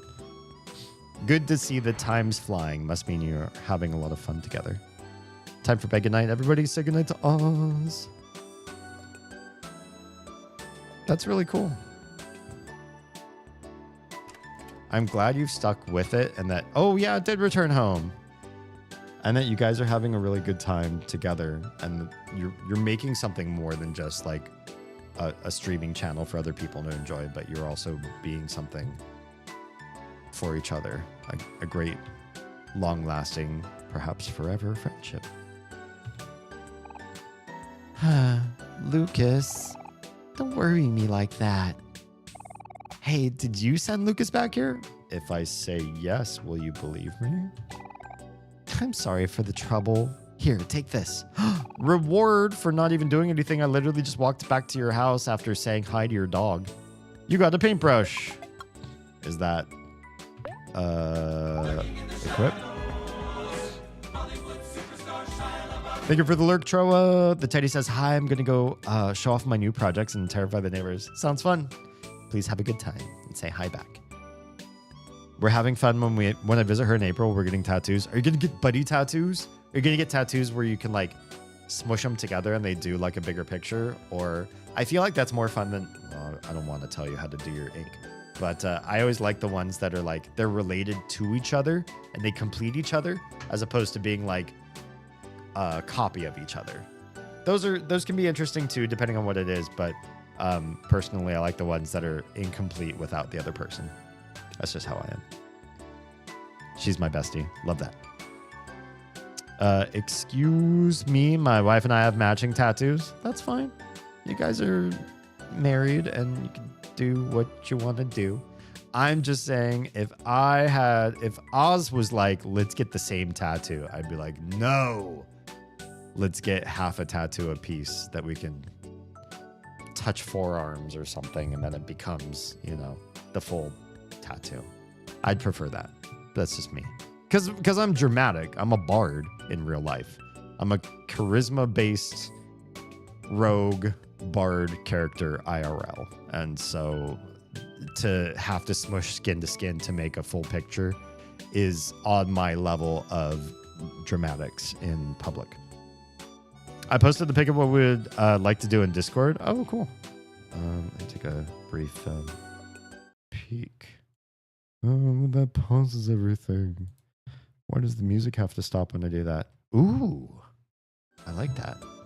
I'm guessing that would be matching then, because I don't see a way to make that two halves of a whole complete, per se. Okay, what am I doing? We're looking to see paintbrush. Feels cool to carry around. Well, I want him to have the pet rock. I kind of want him to have his own pet rock. I don't know. I don't know why, but we're going to keep doing pet rocks instead of paintbrushes. Bark, bark, bark. Okay, yeah, I get it. Oh, you got trash. Thanks, pupper. Stuffed animal, it's seen better days. It sure has. I don't think we've been in the artist's house. Lucas's dog bed. He seems to have outgrown it a bit. Yeah, he looks huge. Not gonna lie. A work desk. If we lived closer, we would do the half and half. Oh, that's true. That's true. It wouldn't make sense if you can't like regularly touch skin to skin. Yeah. If you know what I mean. In a friendship way. I'm not saying I don't prefer tattoos like you're saying, but I'm also feigning offense that ours aren't like that. I fully approve of it. Whenever I say something that you're allowed to give me shit for, I expect it. It's true. A shoe rack. Lucas's food and water bowl. There's slobber all over it. He hasn't been here for a while. Are you sure? An ordinary houseplant, nothing special about it. Dirty dishes. A microwave. A refrigerator open. Hell yeah. Milk, tea, and fried fish cake. Oh, that sounds good right now. Damn, I'm not hungry. You're hungry. A basic lamp. A big fish bowl. There's at least 2 goldfish in here. I feel like if there's 2, it's a weird thing to say there's at least 2. If there's more than 2, it's super weird to say at least 2. You would just say like several, right? There are better ways to say it. They look healthy. Yeah, sure. I have a tramp stamp and the millennial feather, so I'm already tattoo cliche. Wait, what's the... I must be out of the loop. What's a millennial feather? Can we do tattoo reveals on Pride? I mean, within reason. I think if you have not safe for work tattoos, well, I mean, you're full grown people. You can choose what you post in Discord and not post in Discord. Maybe keep that to DMs with your streamer, who will then judge your bodies. But no, I'm just kidding. But yeah, I'd be curious to know who all has ink and what you're doing. I personally have a wish list, but have never had ink money. Could I do stream goals for ink? I feel like that seems... I don't know. That seems inappropriate use of stream goal while also never having money to have made tattoo money. Feels like therefore stream goal is the thing to do to make that happen. I'll have to do some soul searching before I just post stream goal stuff. Do it, stream goal, getting tattoo. Oz, you're supposed to be asleep. Wait, a lot of millennials got feathers? I'm learning new things about tattoo culture tonight. Is that indirect permission for dick pics? Oh, I don't know. Are you inked up? I'd say if you're inked up, obviously that's for, I mean, well, I guess there is the rare occasion that somebody says, I want ink in my skin and I literally want it for just me. But, you know, if you're going to go through the pain and the effort of having that part of your anatomy inked up, I say send away. Yeah. Oh, good. The goldfish look healthy. At least they're healthy. An unfinished painting. Music. Bits of wallpaper have been picked off. Why?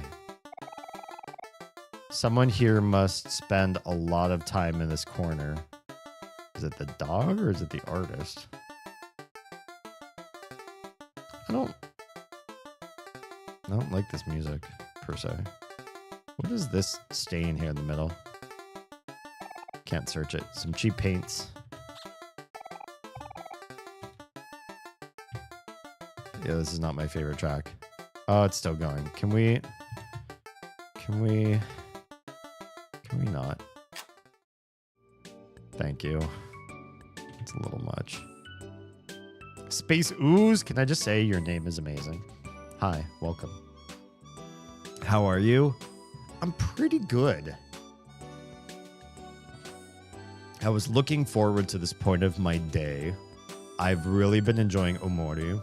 I really like the social interaction of hanging out with everybody here. You guys are my favorite people. You're definitely one of the best communities in all of the internet. I like to say the best personally, but I don't know every community out there, but you know, I'm just going to say my favorite people to hang out with. And yeah, I'm finished with the work week, which is happy making. I have a really busy weekend coming up, but I don't have to clock in, so that makes me happy. How's everything on your field, in your world? I can't say that I am. I do have vitiligo. Does that count?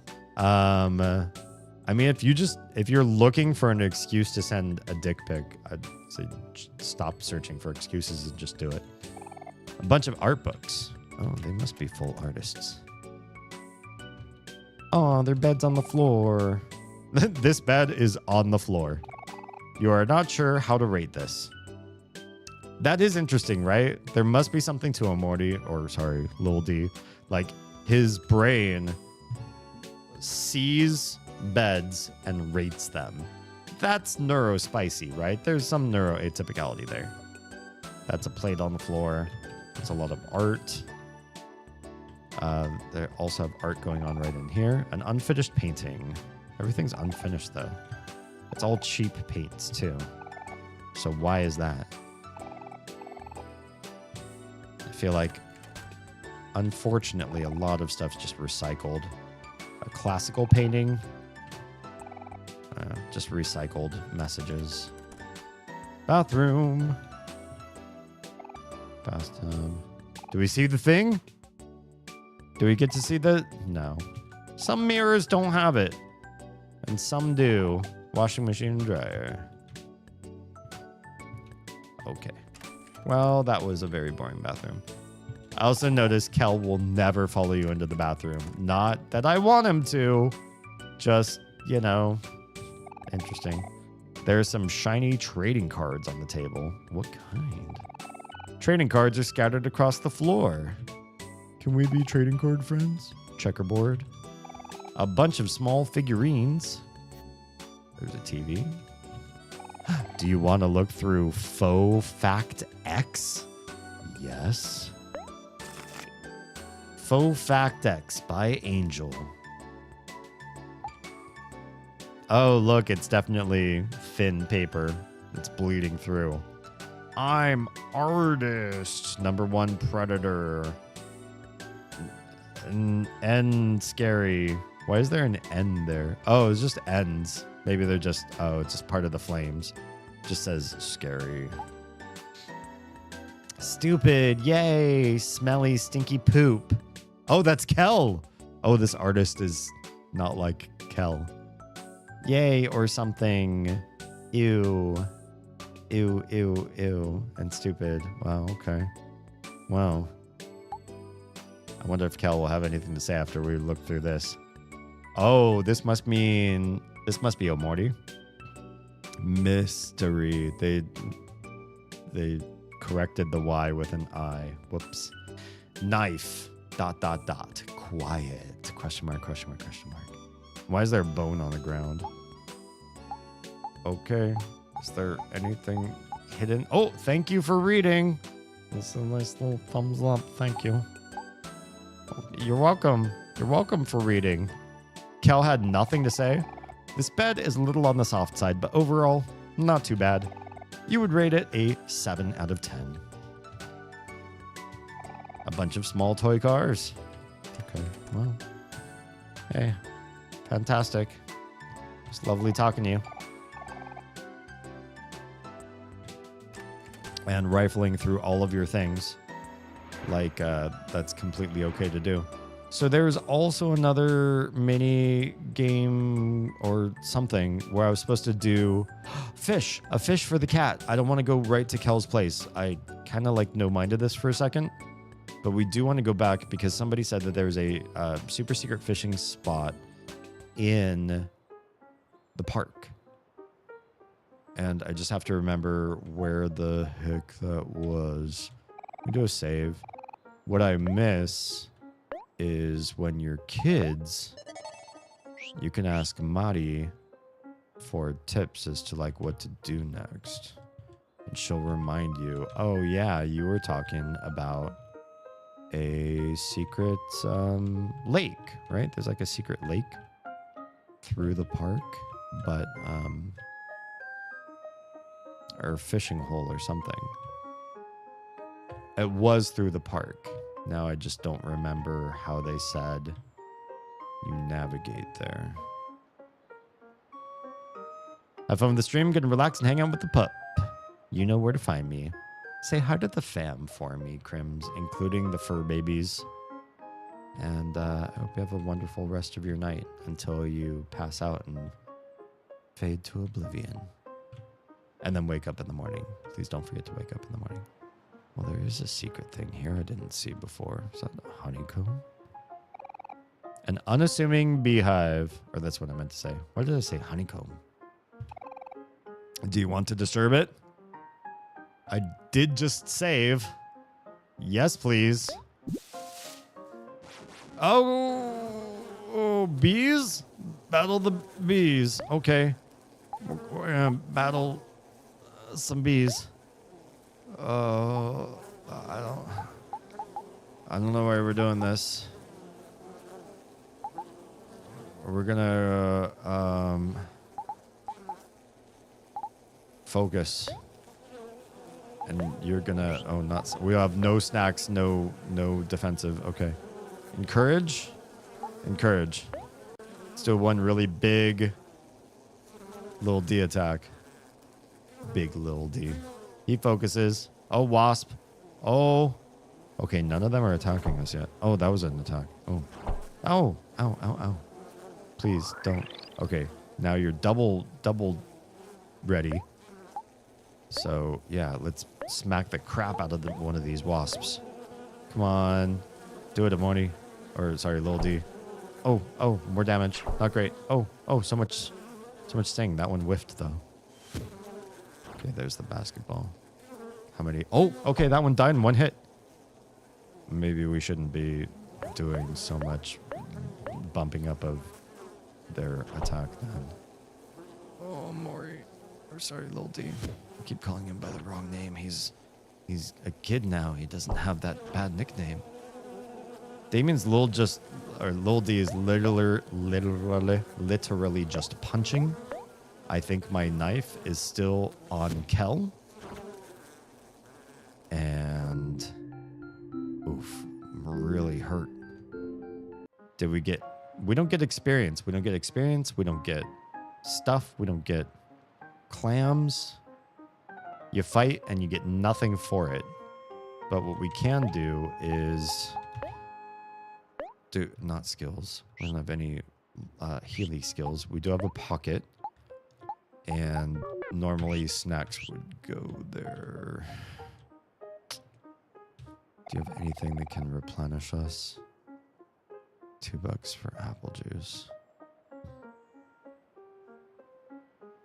Posted my tats? Excellent. I will check stuff out.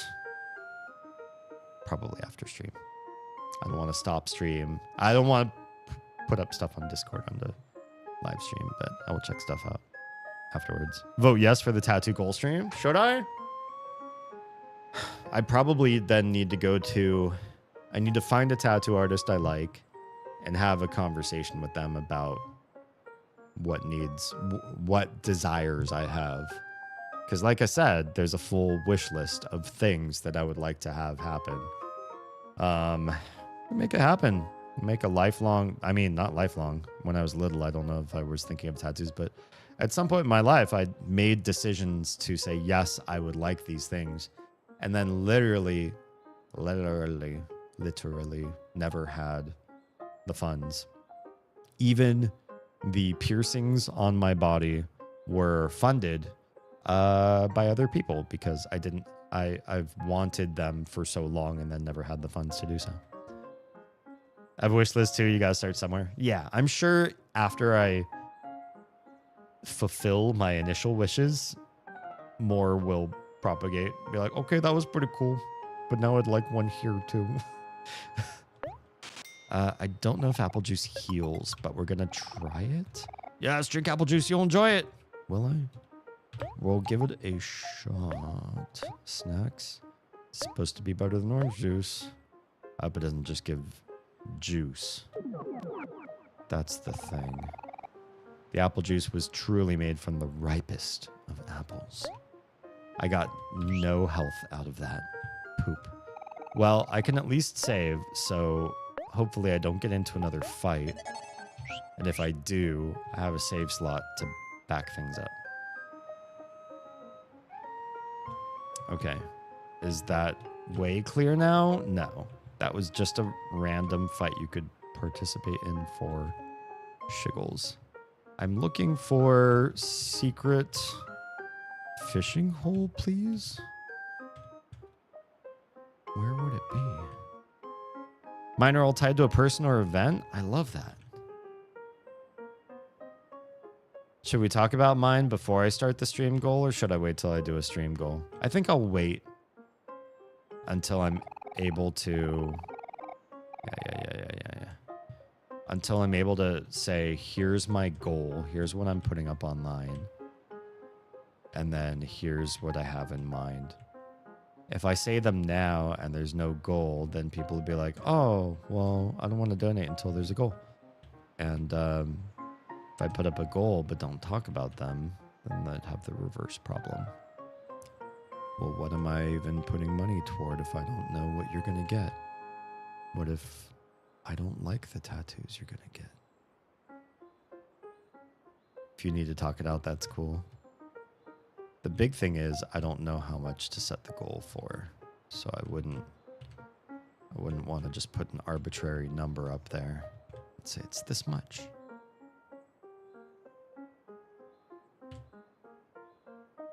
Oz and I just recently found out there's a new Black Mirror season. And we watched this awful one, just the very first episode of the new season. And among the things featured in this world build, I'm not going to spoil the story, but there is a function. If you don't want to know the function of anything about the world, close your ears for just like 1 minute, because it's only going to take 1 minute.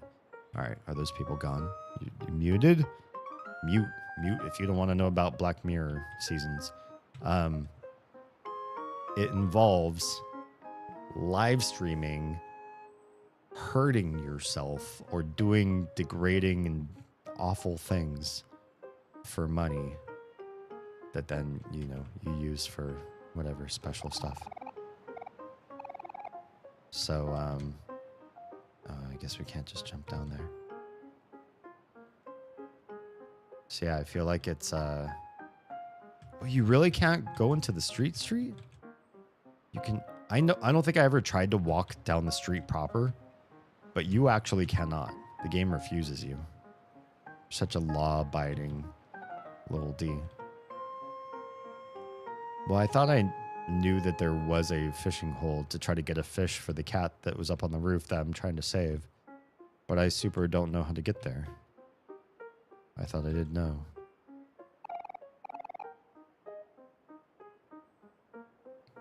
But yeah, that makes me nervous to do stuff like put up a stream goal, because it's like, I don't know, it reminds me of the dystopian weird stuff I saw in Black Mirror. I could hate your tattoo, but I'd still donate. It's yours, not mine. I don't know. I feel like if I anti-align with what your tattoo is about, maybe hating it would be one thing, but being antithetical to the ideology behind it would be something entirely different, right? Like if you were going to get ink done that promoted something that I'm completely against, some sort of like hate speech or organized religion that I just couldn't back, and I was, you know what, I'm sorry, but I can't put money toward something like this because of how it's going to get used or perceived by other people. I could see a reason why I would say no to somebody else's tattoo. Is there where to go? Down there? Can I drive cars yet? Can I just steal somebody's car? Oh, you're supposed to get to the place where you can do fishing. Where did they say it was? Who said that there was fishing? That's the other big question. Somebody said there was fishing to be had, right? IG and TikTok had led me to a lot of local artists. I'll have to check that out. Problem is, most of the artists I know that I like and would like work from are back in Southern California, which, you know, is a plane ticket on top of everything else. My advice is find an artist that all their work speaks to you, even if you don't like the subject. That's a good point. I mean, I live so close to Atlanta. There's gotta be somebody that I align with and love who they are and everything that they do. Another thing is, what you have in your head is not what will end up on your skin. You have to be flexible with the vision. I'm perfectly comfortable with that. I've done a lot of collaborative work and done a lot of outsourced work too in the past, and I am almost always happy giving up personal control and vision to allow somebody else's ideas to promulgate through the medium, or to redefine and renegotiate what we've talked about through their own lens. I'm happy with that, because if I really cared so much, I would find somebody that just does recreations of existing art, and I'd like do the art myself or pay an artist to make exactly what I wanted, and then take that to a tattoo parlor and say, I don't want you to make a tattoo, I just want you to tattoo this. Print it, place it on my skin and trace it, please. But I don't have that much control freak in me. To some degree I do. Yeah. But not that much. What is this tattoo about? So I have a few different tattoos in mind. I guess I can take this moment to talk about like the top 3 that I'm interested in, because those are probably the ones that would be funded the first. You could get a tattoo for your favorite band, but I think they're not talented. I'd still donate. I mean, that's fair. Yeah, you're not antithetical to them then in that case. He's an ink virgin with a wish list. I am. Same, honestly. Good. Tell me what you want to get first. Blank canvas, the possibilities. Yeah. So, top of the list, because this already exists, it's already manifest in a few different places, is my family has had some strange, superstitious, supernatural, whatever you want to call it, experiences around dragonflies and the matriarch of our family. When our grandmother, this is my step grandmother, but for a lot of my cousins, like their blood grandmother, when she passed, many of us in the family had experiences with dragonflies, or like a dragonfly that like wouldn't fly away and got a little too close and was a little weird. And it happened sort of synergistically to many people in the family. And we all just sort of agreed that if it means something to you, it means something to you. If it doesn't mean something to you, it's still kind of cool, right? Maybe we just make that like a symbol. We don't, as far as I know, for this side of my family, don't have like heraldry or a rallying like animal or symbol or motto or whatever. And we all really loved this particular woman who has passed on. She was not polarizing. She was not nasty to some of us, but sweet to others. She was just a great mother and grandmother. And I loved every interaction I ever had with her. And she was very like non-grandmotherly. My favorite part about her is that, so she was originally, her family's originally from Jalisco, but she doesn't care about like cooking. She doesn't cook good Mexican food or like anything at all. Or when she was alive, she just didn't like to cook. And I loved that like anti-stereotype, like, oh, you're a grandma, you must like fill the kitchen with your delicious smells and your great tamales and enchiladas. And she's like, I don't want to cook. Fuck that. I just love that contrary nature. And she was kind of a rascal. Like if my uncles would piss her off, she would grab their chest hair and try to pull out a couple chest hairs in retaliation. And so the dragonfly became our sort of unofficial symbol of our house. And so dragonfly tattoos were planned, and I planned one but didn't have the money to do so, while other dragonfly tattoos have already manifested in my other family members. I have the idea of putting one over my heart, but on the back, because I feel like, I don't know, chest on one, like right over your heart sort of tattoo. It feels, I don't know, lame, like a bad idea to put it right over your heart. And so I thought, yes, over the heart, but like on the back. So right over where my heart would be through the back, I want a sort of like a circular stamped Hanko symbol. The kind of like wood block stamps that they use in old school Asian art to sign your works. Like one of those with the dragonfly over top of it. And the stamp wouldn't be my name in Japanese. I'm not that much of a weeb. It would just be, hi, Stuart. Off work? Congratulations. It would be a Hanko stamp. I think I'm saying the word right. Of just a couple different Chinese characters. I do speak Chinese, so I'm not just being a weeb about this. Of different virtues that I feel like my family carries very well, and that we exemplify toward other people, toward each other, and towards strangers as well. And so 4 characters that exemplify the virtues of my family. And over top of that, a spread-winged, top-down anatomical dragonfly. Nothing like fancy or special, just like dragonfly virtues over the heart.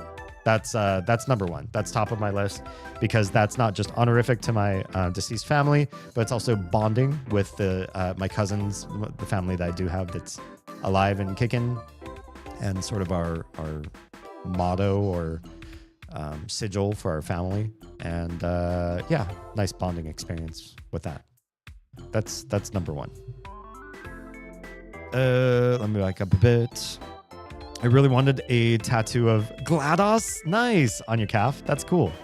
GLaDOS is iconic. Absolutely amazing character design and voice acting and just so, yeah, quintessential. The cake is a lie. Yes. My name is Caroline. Oh.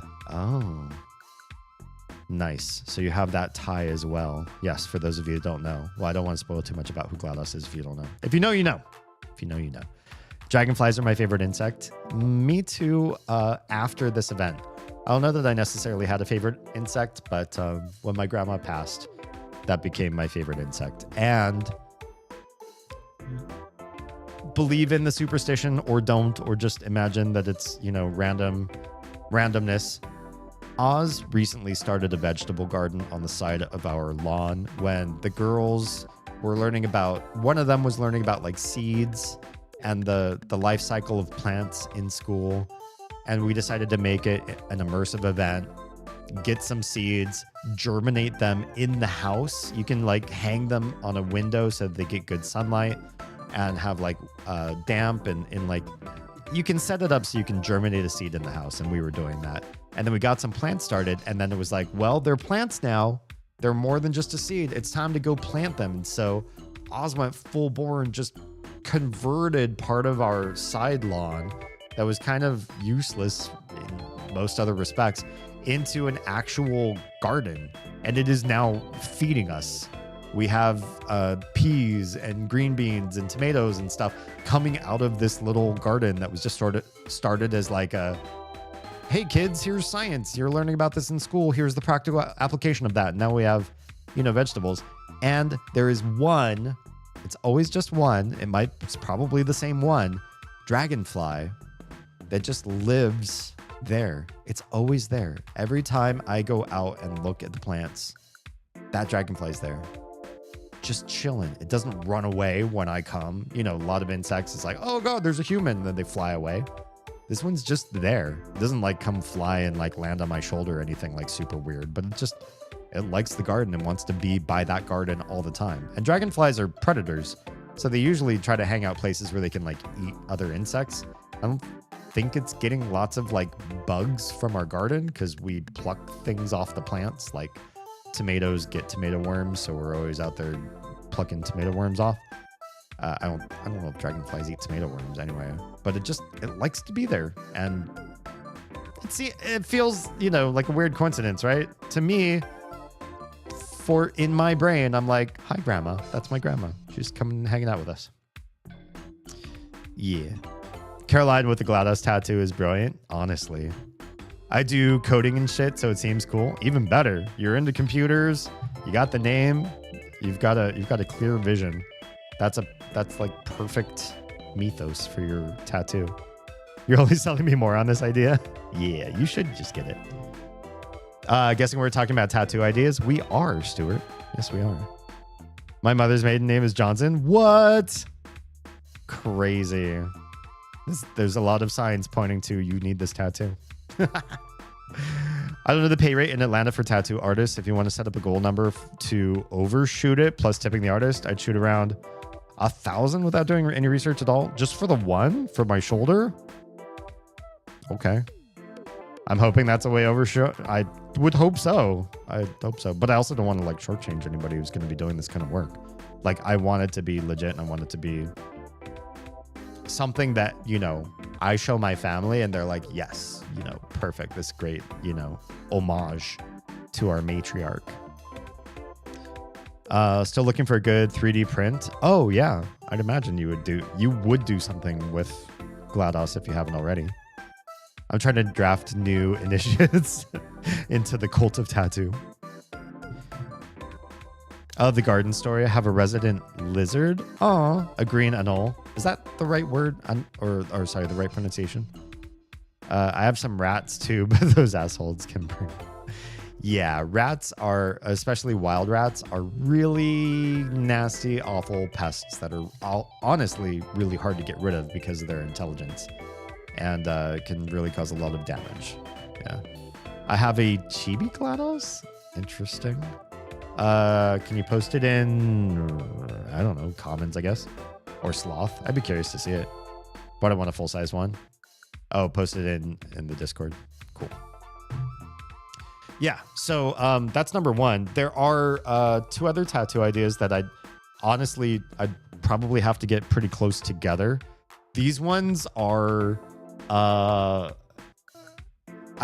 I'd kind of need to like check on my own pain tolerance before I begin, just to be sure that I'm the person who can receive these. I feel like I am when it comes to like physical pain in my body, on my body. I've really put up with a whole heck of a lot, and so I don't think this would be a terrible fit for me. I can be a wuss, but it's usually only when I'm like sick, i.e. there are things happening like inside my skull or lungs. Then I can become a bit of a wuss. But I've been like cut, bruised, smushed, smashed, all sorts of ways. External pain scale quite high and didn't seem to bother me, so maybe it wouldn't be a big deal.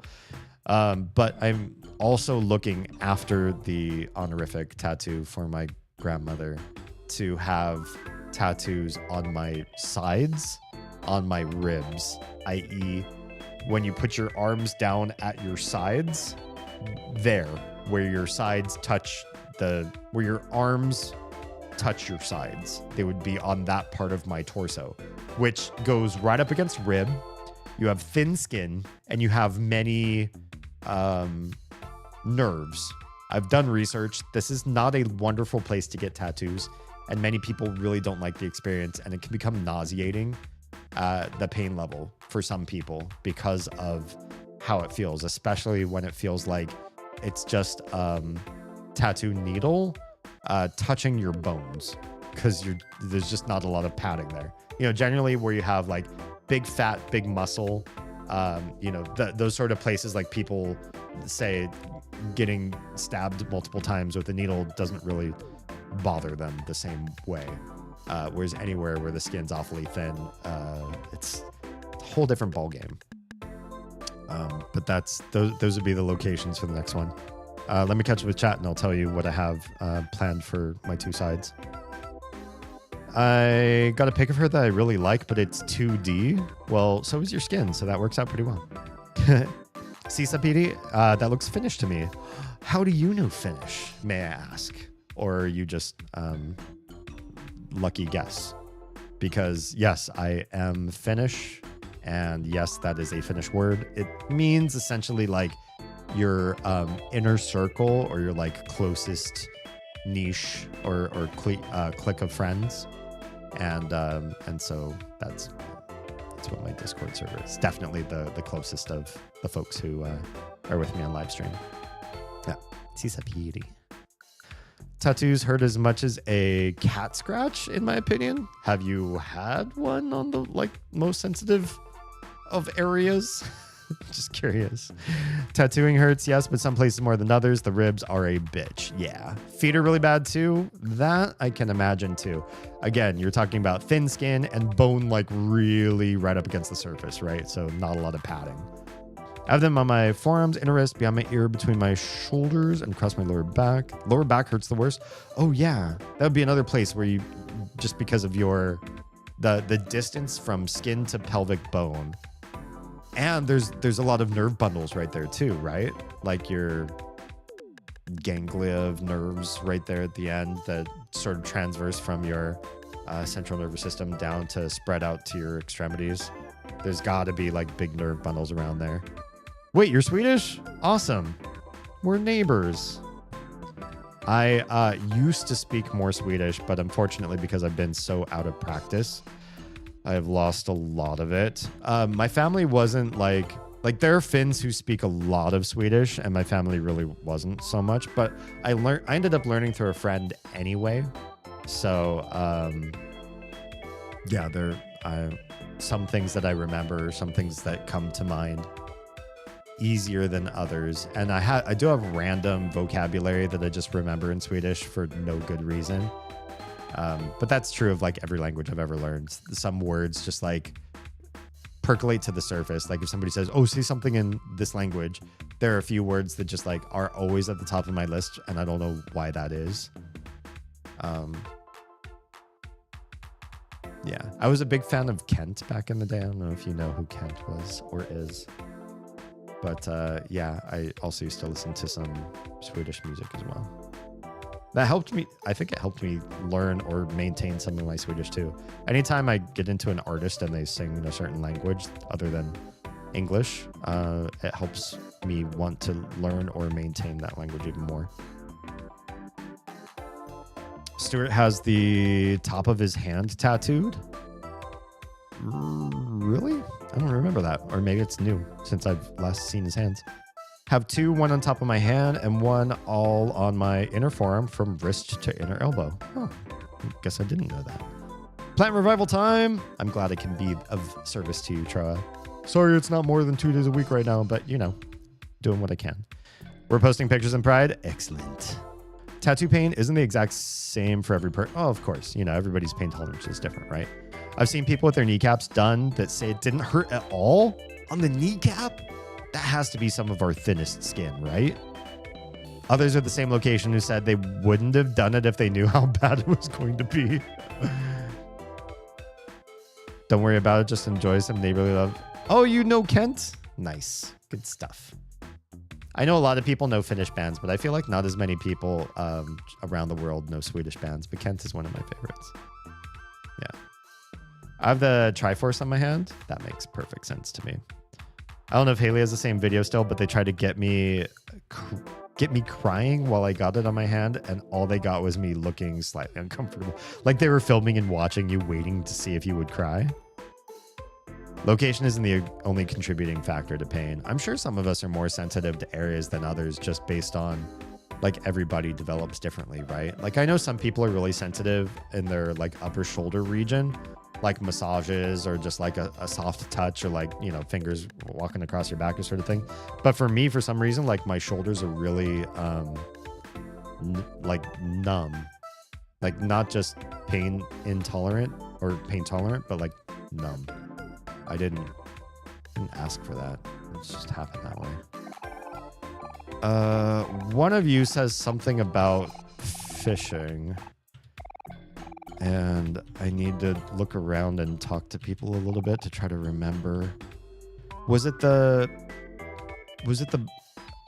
scooter gang at the pizza parlor? I'm trying to think now where it was that I heard anything like this. If the artist is too heavy-handed, going too deep, I didn't know the needles could vary in like depth. Why?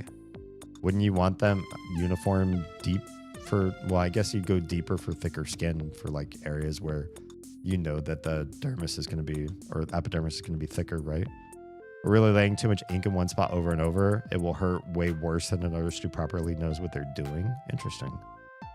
I guess most people enjoy some Finnish metal, but Kent isn't very metal. No, but I mean, there are some popular bands that I think Kent is adjacent to.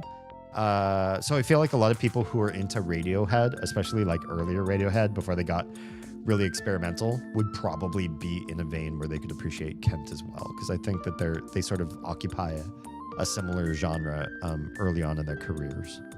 Nightwish is so flipping. I know Nightwish is absolutely phenomenal. And honestly, like I'm honestly such a do you know Children of Bodom? They're a little bit darker, but there's some just like really great musical acts out of Finland. I'm musical myself. I should also honestly try to go sell some music, see if my genes produce stuff that people really enjoy. I was a professional musician for a few years when I lived in Southern California, and we did pretty well. But it's a hard to maintain lifestyle unless you go all in. And it's hard to go all in unless you come from like a privileged background. Like your parents can just say, "Oh, if you don't make rent for a year, that's fine. Just follow your dreams, and we'll help you." And then you could maybe become a professional musician because you could just try and push and push and push.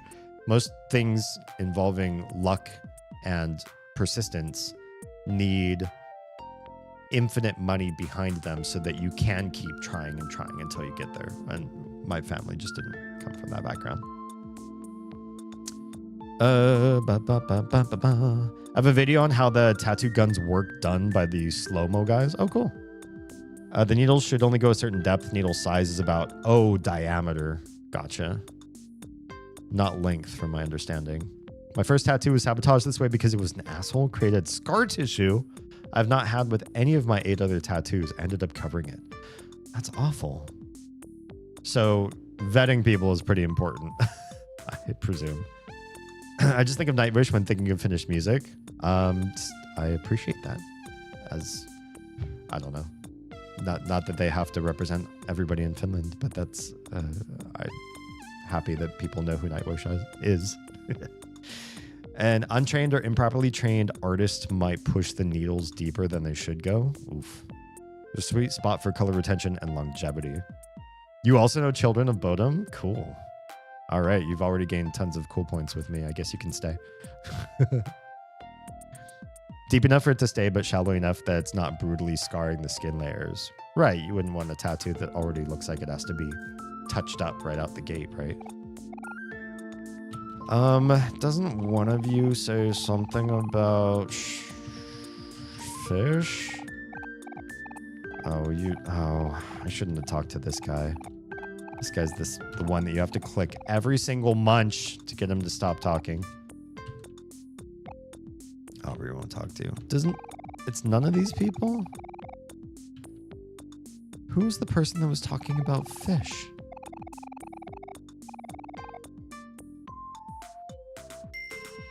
Man, a whole week away. Thank you for the follow. Welcome to my family of fledglings. My arm tattoo was my first, and it really wasn't that bad. I squeezed the shit out of a mini squishmallow, but I was fine. My 2 leg tattoos were done by someone that shouldn't have gone to because he was doing something wrong that caused my body to freak out, and I was about to pass out. We had continued the bigger one. Crazy. I mean, I've heard that with some people, but I always just thought that was the nature of the tattoo, and not specifically like maybe something the artist was doing wrong. Now I'm thinking maybe I really need to be very cautious about who I go to. Yeah. I'm falling out. Good night, everyone. Have a good day. Good night, Drifted. Catch you on the flip side. Please be well and do good things for you. Do self-care. We would force it from way over here, but we can't. So, honor system. All the love for Finnish neighbors. Yeah. Also, Morty is great. I'm loving this game. The interesting part of what I think about Amorti that's really hitting me well, and maybe like tapping into my dark proclivities of how my brain works, how the Finnish brain works. I don't know if it's the Finnish brain. It was maybe just my brain. It's like 95% wholesome and 5% freaky. And it makes the freaky and dark and sad parts so much more poignant, because just when you have finally sort of decided, maybe there isn't much of that after all. Maybe it's really just mostly a sweet game of wholesome interactions. Then they remind you again. You're like, that's right. So you can never be desensitized to the darkness. And I've played some really dark games. There's this great game that's crafted after Silent Hill's playable trailer, PT, for those of you that know that one, called Visage. And Visage is dark and ominous and oppressive almost all the way through. there are certain parts of the game, no matter how long you played and how comfortable you feel with the mechanics, that just don't feel safe. You just never feel right in certain parts of the game because of the way the mechanics of the storytelling and the different chapters and everything, how the game works fundamentally. You're on edge a lot. And yet, because of that, I feel like games like Visage can desensitize you to the actual scares or actual deaths or things that happen in the game, because there aren't enough parts of the game where you're alleviated from the stress, where you let go and you reset. And there is something to be said about resetting and feeling comfortable again that makes the next dark moment that much more poignant when it happens and unexpected. You know, horror games have their place too, and horror games that don't let up are good in their own rights. But there's something really cool about a game that's so bright and sweet most of the time that then stabs every once in a while. It's good. It's good stuff. Okay, where do we leave off? Artists can absolutely do something wrong that causes your tattoo or the experience to end badly. Scary to know. He was a fully vetted old timer with decades of experience. He had a bias against anyone who wasn't heavily tattooed already. Seems weird. If you're a tattoo artist, shouldn't you just like taking work? That's period. Especially for newer people. Your person that comes in for a first tattoo would probably want a second, right? I don't know. Maybe not. Like to dig in for scarring, let it be crooked, and do whatever he wanted within the confines of being able to get away with it. Jeez. A while ago, I sent Oz an artist recommendation from my other friend out there near you guys. My friend has had multiple tattoos done by that guy, and she's been happy with all of them. I'd be curious. Send me a DM of the artist, and I'll take a look at their style. I generally like very monochrome, shading, sort of darker gothic kind of vibes and styles. Obviously, that's not the tattoos. I still never talked about the side tattoos yet. I'll get to that. But I like things to look artsy and dark, as opposed to, obviously I don't like trad tattoos as much. I feel like they're like an old version of masculinity that I just don't really align with. And I don't like things that are colorful, line arty, comic-y, or cartoony in any way. That's not my vibe either. And I don't really particularly like photorealism per se. I'd rather that you're an artist as opposed to somebody who's trying to do your perfect rendition of like real life.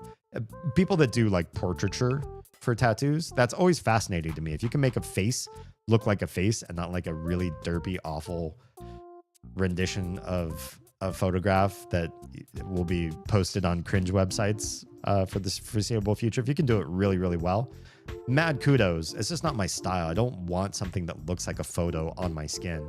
I want something that looks like an artist put art on my skin. Photorealism is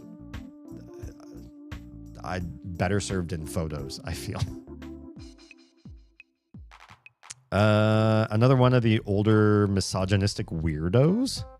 There's a really popular artist that got almost completely canceled for shit like that. Ugh, not fun. It will never let you just rest. Yeah. Those games can be good in their own respect. Like, I like being in those headspaces, and it's kind of fun to stream that way. But there's something I prefer in Omori, the ebb and flow of that. Logically, you would think having repeat customers would be your end goal, but not for those guys. Okay. They enjoy being assholes and showing how much power they have over you in that moment. I hope that kind of stuff spreads. You know, like, we live in an era where you act a certain way and it should just be like purported to the world. I really don't believe in censorship of speech. And that's why I've been particularly adamant recently about like First Amendment, free speech rights everywhere without punishment or without censorship, because I want to live in a world where people feel free to share the ideas that they have. And if those ideas are widely unpopular, popularly unpopular, the masses all disagree with what you have going on, I want that to be known. I don't want the government to step in and shut you up. I don't want social media platforms to shut you up unless it reaches inappropriate audiences, like you're talking sexual stuff to minors. I don't, obviously there are rules in place that keep decency for the right audiences. Or if somebody filters out adult content, you shouldn't reach them if you're talking about adult content because they've asked not to see it. Stuff like that is fine. That's not censorship of free speech. But I want people to speak freely because I like when you have a red flag for everybody to see it. And if somebody says, oh, it's not a red flag to me, great. You guys go hook up. You want to be a customer for a guy who's a misogynist and an asshole and everything? Fine. You think that person needs money and you're willing to be that customer to do it? Fine. I just want everybody else to not be catfished in and for them to see who that person is. If they disagree, they should be able to act accordingly. Same thing with Charlie Kirk. Same thing with everything else that's going on right now. If you have an opinion and everybody wants to hear it, or not, poor way to verse it, poor way to frame it. If you have an opinion, everybody should get to hear it so that they can make a decision of, hell yeah, preach, brother. You're exactly in my camp and you are the type of person I want in my life more. Or you're despicable, and I dislike you. That's what I was trying to say. Despicable and disliked. It's hard to say that fast and straight. And sleep deprivation. The idea of being able to say exactly who you are and what you think will help us algorithm out who we like, who we don't, and make our decisions accordingly. And I think that's a good thing. I think it's great to be able to hear and learn about each other and make our decisions based on that. And not to have those people censored or lose their jobs or anything like that, or be blocked in some way. Just that we learn better who we want to consume or who we want to hate consume and argue against, who we want to date, who we don't want to date, who we want to pay money for services, who we don't. Why not have all that stuff out there, open in the air, so we all can make the decision on each other based on who we really are instead of who we try to represent ourselves to be, lying to other people. Yeah. Don't get tattoos, but have piercings. Don't got tattoos, but have piercings. Same camp. Made by me or friends, like the control of it. Oh, interesting. I went to somebody who was really famous for giving piercings. Little expensive, but it was always paid for by a friend, which is very sweet. And I always feel awkward accepting, but they were really demanding that their money went to my piercings. And not only was she famous for being great at piercing and just really renowned in her area in Southern California, but she also, to some point, had said that she'll basically only pierce piercings that she herself has pierced on her, so she knows the general again, like, yes, everybody's different, but that she's put herself through them, so she knows, personally kind of what that's like. She has done some piercings that she hasn't put herself through, but by and large, she's got a lot, and she did that in part to say, I know what this piercing is like on the giving and receiving ends, and so I'm equipped to do this, I designed my inner arm tattoo myself, actually, and one on Haley's leg. Oh, interessante. The bigger leg piece that I've almost caused me to faint is a Mothman crouch like Batman does. Oh, nice. But it's unfinished still. Oh, so you need somebody better than those last folks. I either need to get it finished by someone else or covered up with something else and then move on to a different spot of my body. Your English is so good. Thank you. I speak 10 languages, not fluently, but yeah, Thank you. As a non-English speaker and whatever. Thanks. Yeah, I practice. I speak a lot of languages. Yeah. The two that I'm speaking the most these days are English and Mandarin Chinese. Because for obvious reasons, big power languages in the world. Oh yeah, you're not the fishing person. I need somebody to tell me. These people might know. There's fish. What is that first one? Hi. But it's got the mouth. Is it hi? 你今天好吗? That's I don't know if that's a great way to ask it. Oh, maybe it's the referring to the lady behind the counter. Because the next one is ma, like, oh, is it like sea mother or something like that? I don't know. I don't want to look it up right now. Of course, I was talking about speaking Chinese. I forgot there were Chinese speakers in this actual game. 有点忙, a little bit busy. Oh, the first one was like, are you good today? I'm a little bit busy. 但还可以, but I'm okay. Joy 好吗 is joy. I don't know why the text is so small there. Is joy good? Joy 好吗? 她正在读书. She's reading a book right now. 很努力. Oh, working hard? Reading a book, working. Oh, this is the father of the person that's teaching his kid multiple languages. The one that we tutored in English. This is the one that's at the playground right now. Because I took her worksheet and I said, I will do your work. I will do your work for you. You don't have to learn English anymore. Okay. Yeah, I forgot that they were originally Chinese speakers.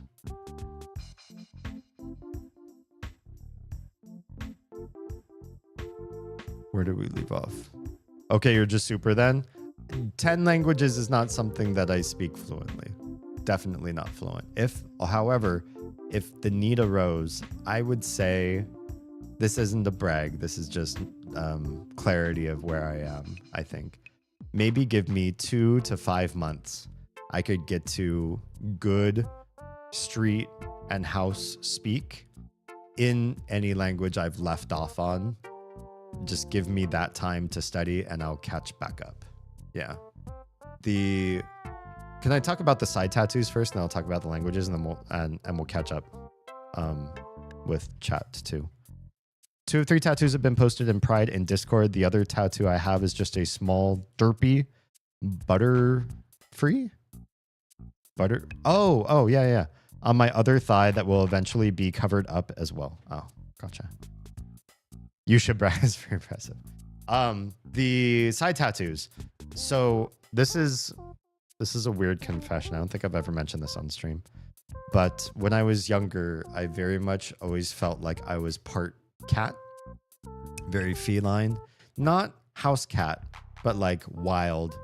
And I very much aligned with panthers. I absolutely loved panthers, and felt like there was a connection in the way that they acted, lived their lives, ate their food, skulked in stealth, slept, and just everything. I was obsessed, and I felt part of my inner core, almost like a shamanistic totem creature, guiding force, different aspects of my brain and personality were aligned with the panther.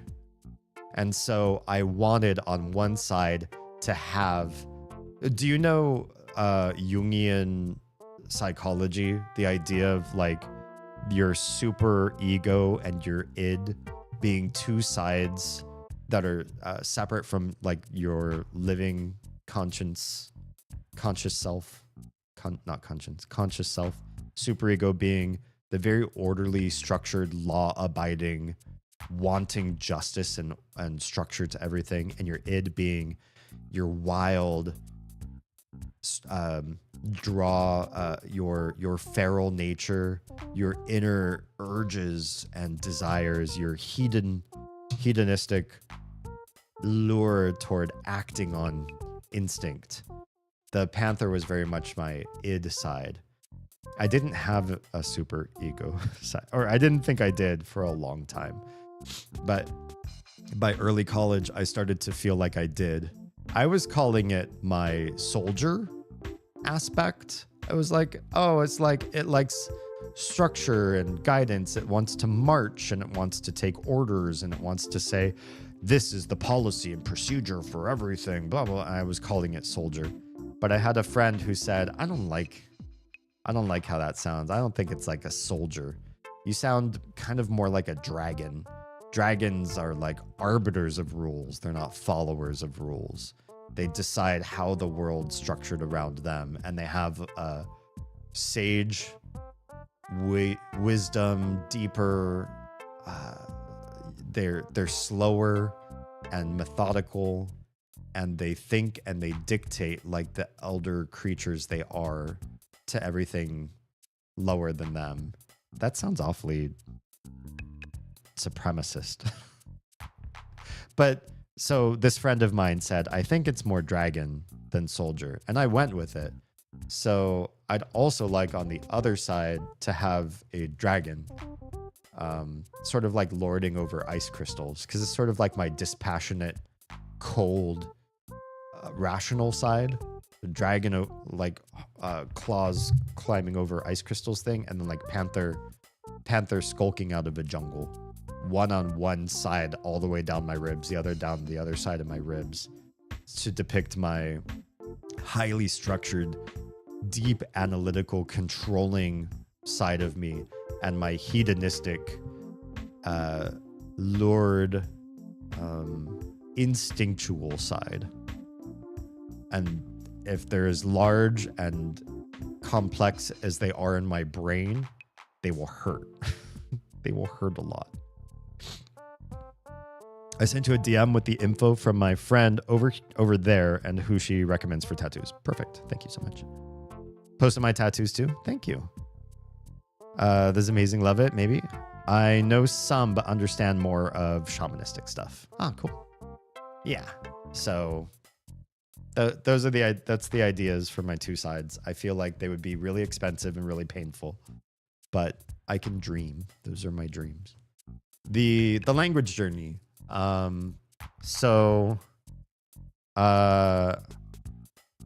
Besides my family's various languages through marriage, remarriage too. I mentioned I have a grandmother who comes from Mexico, or whose lineage is from Mexico. That's not through blood, but family languages would be Finnish, English, and Spanish. And then on top of those, I've learned some Swedish, German, and then some scholarly languages. French, I learned from a sister who was taking French. I didn't take the classes, but she taught me because she took the classes and she wanted a study buddy. So French, Italian, I just took it in school because I already knew French and Spanish. So Italian sounded like a smart idea. Japanese, I had a high school friend who spoke Japanese, taught me some preliminary.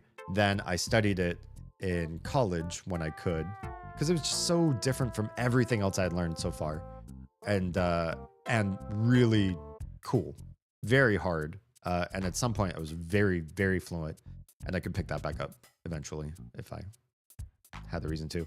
Oz and I took sign language together. We did it for each other. We did it for general enrichment. We did it for teaching kids, because kids can use sign language before they can speak. And it just seemed like a great idea. You can also communicate, and we've done this before, from across the room in like a busy party. Oz and I will be on other ends of a room.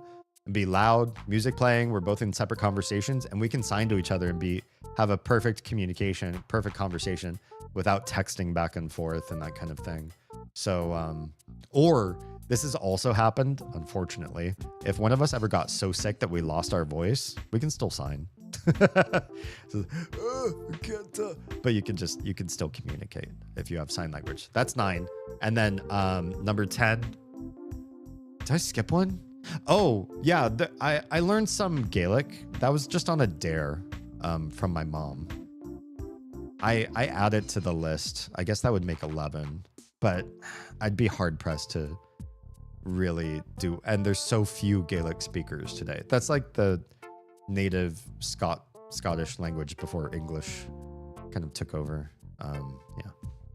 And last but not least, the language that my children are bilingual in, because I've never spoken a full English sentence to them in their lives, even when they were in the womb, is Mandarin Chinese, which is being spoken or being written by the characters right here in this dialogue. I'm not that great at reading, and I can't write. I can read some characters, like all the characters on the screen right now I can read, because I think they're meant to be easy to read. 她正在读书，很努力. She's reading books right now. She's studying very hard, or she's putting forth a lot of effort right now. That's what that says, basically. But yeah, that was a decision Oz and I made to make our kids bilingual. We chose Mandarin Chinese for future opportunities. And if they decide to give it up, it was at least enriching for the time of their lives where they spoke it. So yeah, we did it exclusively to enrich and encourage good futures for them. Yeah. That's very cool. Thank you for sharing. I'm more of a leopard dragon type. Oh, cool. I mean, so panther and leopard are the same animal. Little known fact. Panthers are a genetic variant of leopard, like somebody with a genetic variant for different skin color among their group, like albinoism, but a little bit different because albinoism also comes with different other traits too. But Black Panthers are leopards through and through. I'm a social weirdo, only understand programming languages. Me too. What's your favorite programming language? I mean, I shouldn't say only. Obviously, I speak some other languages too. But I also like music, because music, I think, is its own language as well. And I love music theory and how it's applied to different genres of music, and how different genres take the same tools and use them in different ways. And I also like coding languages as well. I studied in high school and college Pascal Basic, just for historicity of it. Assembly, though I'm not well versed at it at all. I don't think if anybody says they're great at assembly, I think they're lying. C++, Java, Ruby, and SQL. That's it. I wish I had studied Perl and Python, because I hear those are fantastic, and I never did. Although knowing Ruby today is better than it was 10 years ago. So I'm kind of glad that I took a gamble. I didn't think, I thought learning Ruby was just funny and fun, and I didn't really expect it to be useful, but now I make money off of knowing Ruby, so it's helpful. Scottish and Irish both use their own forms of Gaelic. Yeah, the books and tapes my mom bought me were Scottish Gaelic. It's one of my favorite languages to listen to, and I wish it was still passed on more. Yeah, I think even if it is, it's just so much easier to meet a stranger to default to English, which sucks. Unfortunately, it might die out one day. Maybe, but I also feel like it's also well preserved now. Languages, maybe 100 years ago and longer, if people stopped speaking them, like, how could you keep them around? You'd have text, but maybe you wouldn't have audio recordings and stuff. Whereas now, there's no way you could forget something entirely. We have them saved for life, forever. C#. I've never studied C#. Good stuff. I hear it's good. That's also a good one to know. And music, of course. Nice. Got my foot in several languages, but mostly C#. I hear C#'s an important one. I just never bothered myself.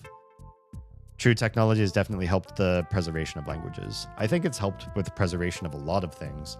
Culture would move on a lot faster without having tech keep things around longer. Like if you even just look at meme culture, there's some memes that are definitely like stuff that's older and done and long since abandoned. But because they're memes, people will look that stuff up and be like, well, what does this even come from? Oh, it comes from this old weird show from this era. Well, now I want to go see if it's online anywhere. Oh, look, somebody uploaded all the episodes on YouTube. Well, I'm just going to binge these and see if it's any good. Oh, hey, it was a really good show. And so like young people learn about older stuff all the time and it doesn't go away very easily. And just seeing like kids at the park or school or kids' school, I feel like fashion's not going very fast in any weird direction. You don't see kids and go, whoa, what are kids wearing these days? They're wearing the same thing every kid wore for decades. Just t-shirts and long sleeve shirts and skirts and dresses and shorts and pants and sneakers. They're kids like every kid everywhere ever. And what are they into? Same stuff that's been around for ages and ages. Minecraft, Pokemon, it's just, and Sonic the Hedgehog is just like the same stuff that's just been around generation after generation after generation. It's just technology has made the timeline for fads kind of go away. Now you can just choose what you like and just do it and just be interested. And I also don't think younger people do as much shaming anymore. Oh, you're into that? That's so old. That's so done. Nobody does that anymore. That's so gross. Like how retro, how backwards you are. Nobody does that. Now everything stays popular as long as somebody's into it. And if you find friends that are like, oh, I don't like that, it's too old or whatever, then you just find somebody else who is into it, who's like, yeah, I do like that. Okay, you can be my friend. In school, I mostly did C and Java. C# was for Unity. Ah, cool. That's why. Maybe because I was never interested in doing art on the computer. Maybe that's why I never got into C#. I grew up with Quick Basic as a kid. Good stuff. That's cool. When were you born? I have a no ages. I mean, it's fine. You already mentioned it. But generally a no ages policy on stream. Just so we're all, one tribe, one people. And nobody is ageist against anybody else. Whether they're, believe somebody's too young or too old. Doesn't matter. Either way, everybody is just, we're all the same age at my eyes. Except by law. If you're breaking a law by being here, then, I won't protect you from the platform doing what platforms do. Done some C# and Unity for fun in my free time. Really want to get better at it. Unity seems so cool. I wish I was more of like an art person for computers. I think Unity is such a cool place to experiment with ideas. I just don't, it's not my draw. That's not where my art comes through me. I'm from that one era referred to as, it was just that one really weird guy and nothing else. Yeah, Troa has some scripture about him. Okay, is there any more Mandarin conversation to be had with this? You don't understand any... Oh, poop. My OBS disconnected from something again. Must be right at that 3-hour mark. Sure is. Someday I'm going to have to bug test and figure out what the heck that is that I'm losing connection to. It's so funny. It says you don't understand anything they are saying when I literally just translated to all of you what they were saying. I know what they were saying. You all know what they were saying now. Oh, can you talk to... Oh, it just says the same thing. Damn. I figured if you talk to the person behind the countertop, it would be a different conversation. Oh, wait. There it is. That's different. That is different. Other Mart lady. Hello. 你是要... I don't like 是要. It's probably not the best way to phrase it. 你是要 fish 吗? She should say 你是要鱼吗? Do you want fish? Obviously, she's a fishmonger. It's probably weird to ask somebody if you want fish when you walk up to her kiosk that literally only has different types of seafood. I mean, I guess I see crabs, but then why just offer fish then? You could say, you also said hello, which is weird if she's speaking so much Mandarin. Shouldn't she say 你好? You all know 你好, right? 你好. 你想什么食物? 你想什么肉? What meat do you want? Because there's lots of different meat here. 螃蟹肉, crab meat. 鱼肉, or fish meat. I guess there's just the two. I don't know what those little patties are right in front of me. They just look like other type of fish. Maybe just like salmon cut into little rounds. You can make a salmon burger or something. Or you could just say, 你今天想要什么? What do you want today? That'd be a nice way to say, I expect you to be a returning customer. So what would you like today? How did you learn Unity? I think it's a question for Kara. I mean, besides in school and whatnot, did you follow the learning tutorial thing Unity offers? Oh.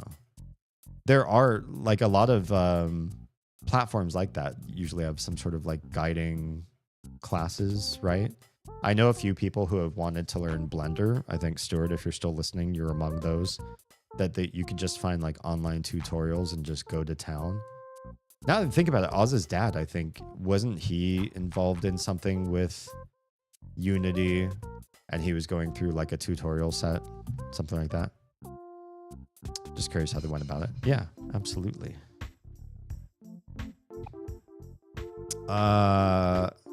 Okay.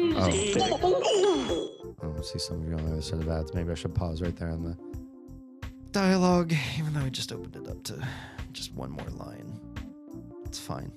What's weird to me is like how large. Well, I guess the thing is with the smaller, with the phonetic alphabet, you can make some of those glyphs so tiny, even the O's, which are all it's all round, right?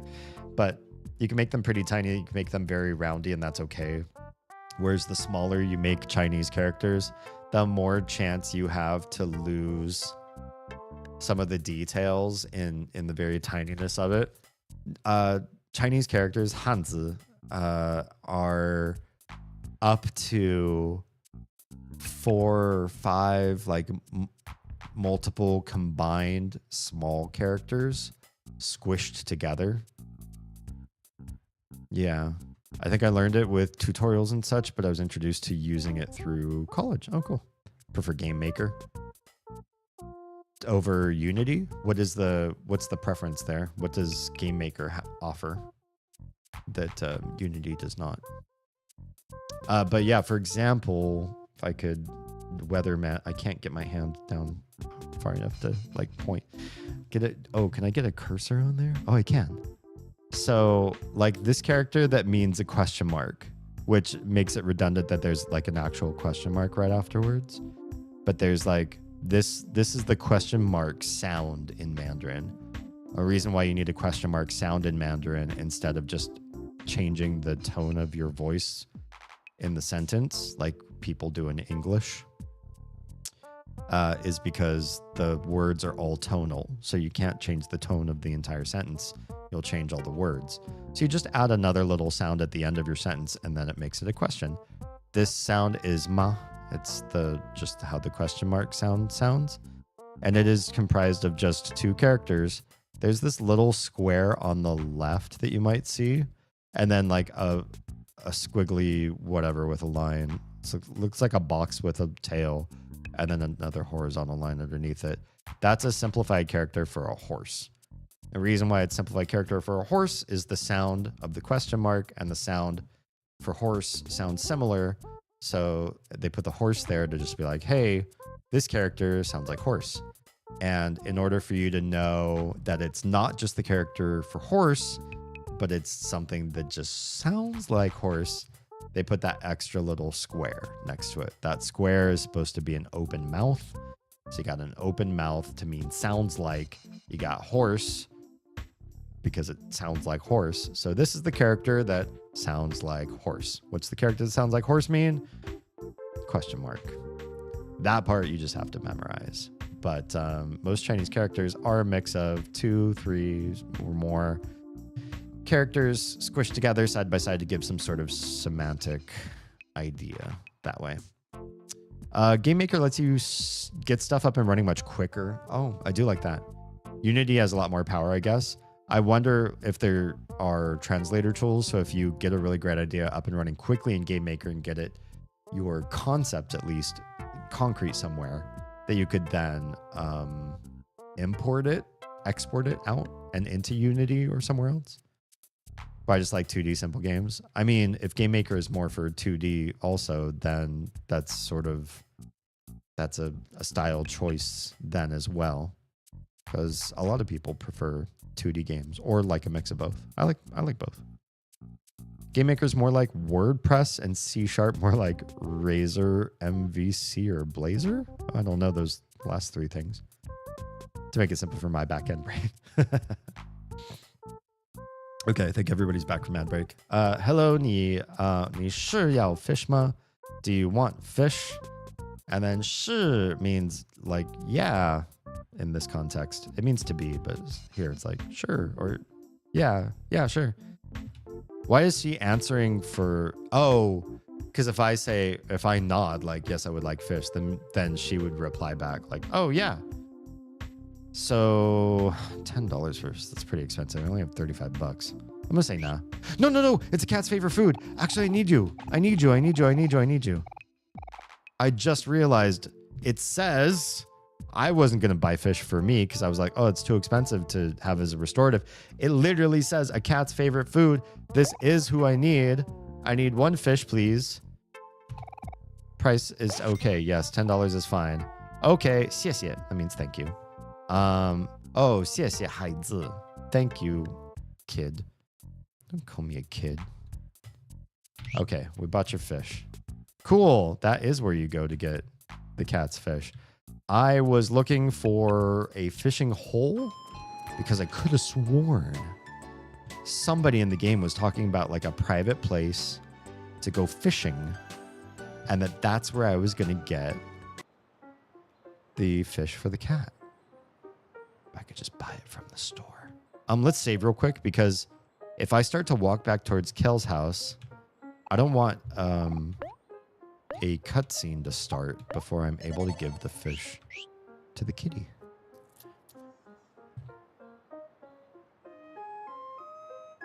Okay. Let me go this way.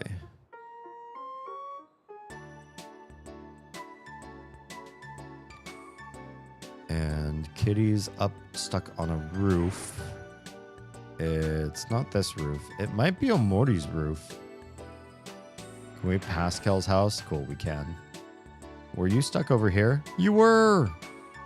This is not Omori, sorry. Lil D. Lil Damien. Hi. The orange cat looks hungry. Feed it some fish. Heck yeah. Orange cat says, well, the game sound said meow, but the game text says purr. I don't know who to believe. Oh, there's the meow. Meow. Oh, it doesn't walk. It hops. The cat left a gift for you. Ew. I usually know what that means. You got trash. Oh. Thanks. So I spent $10 to receive... Trash doesn't even give you $1 back, does it? I think you need to collect 3 to get like $1. Game Maker's like tiles and sprites just right there. Unity is so much more complexity with setting everything up. That's just my opinion.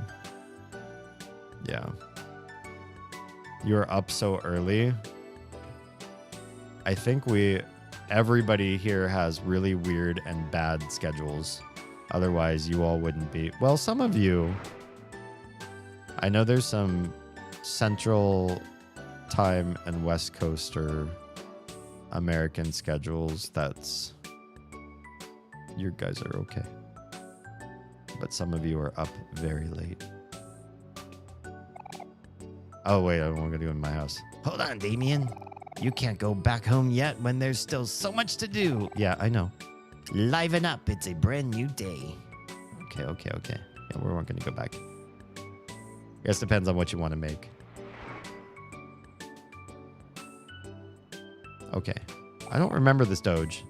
Before we go in, I should probably mention that my mom is going to be a little mad about me taking so long with groceries. Yeah, I mean, that's my fault. And you should be mad at me for delaying you as much as I did because we went and we worked. And I worked and you played basketball. So I guess you could blame yourself because you could have put your foot down. I was supposed to bring everything back around noon, but I got carried away doing other stuff and... Whoa, his eye went really far down and his other eye is quite up. It looks a little weird. Well, you know how it goes. But anyway, I thought of a solution for this. So I think you should walk in first. That way she'll see you first and get all excited. And most importantly, she'll forget to yell at me. See, it's a win-win for everyone. Got it? Okay, let's go. Okay. Hi, Derpy Doge. Hector? Bark, bark, bark, bark. Bark, bark, bark. Am I a good boy? You're a derpy boy. Hector's doghouse. It's a little stuffy, but Hector seems to like it. Pinwheel blows freely in the wind. Okay, are we going in? I think we're going in. I don't think there's anything I left in the city that I want to do. I could go deliver the trash. I have 2 pieces of trash I could turn in for money. I don't need it right now.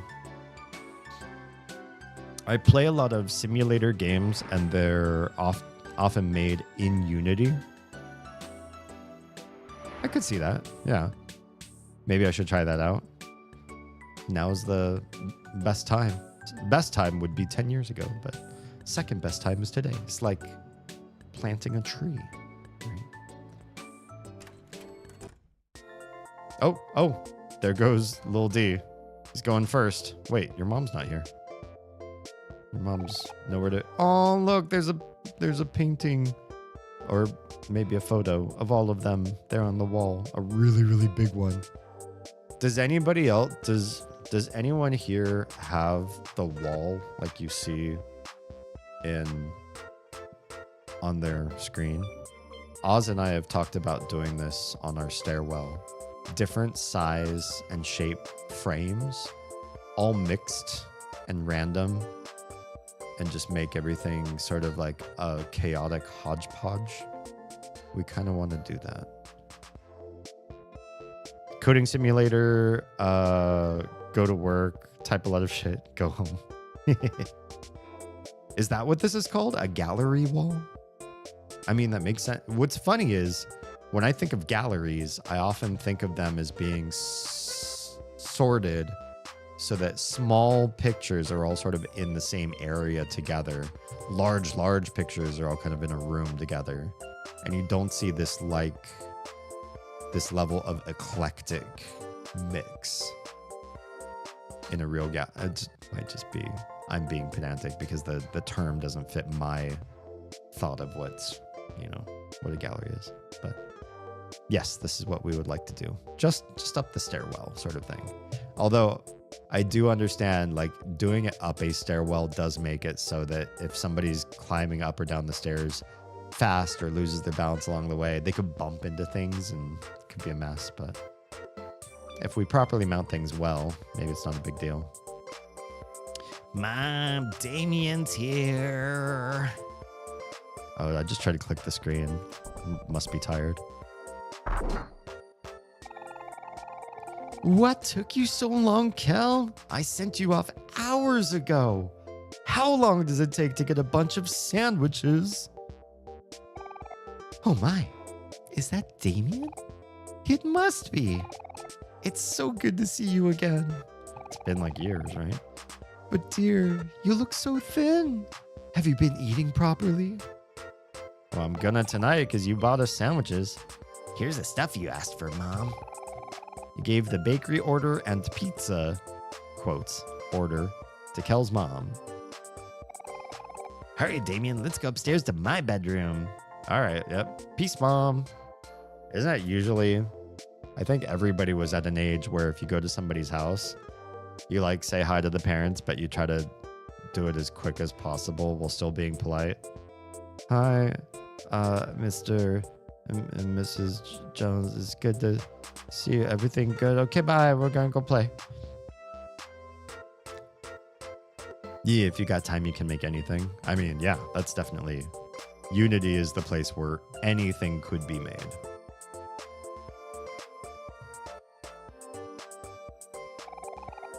Now wait just a second, young man. Bye, Mom. See you when dinner's done. Oh, he's gonna get himself in trouble. Are we allowed to go back out?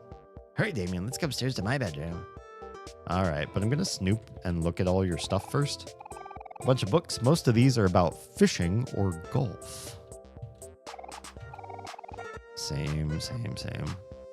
Can't look at the pictures. The music in here is fun.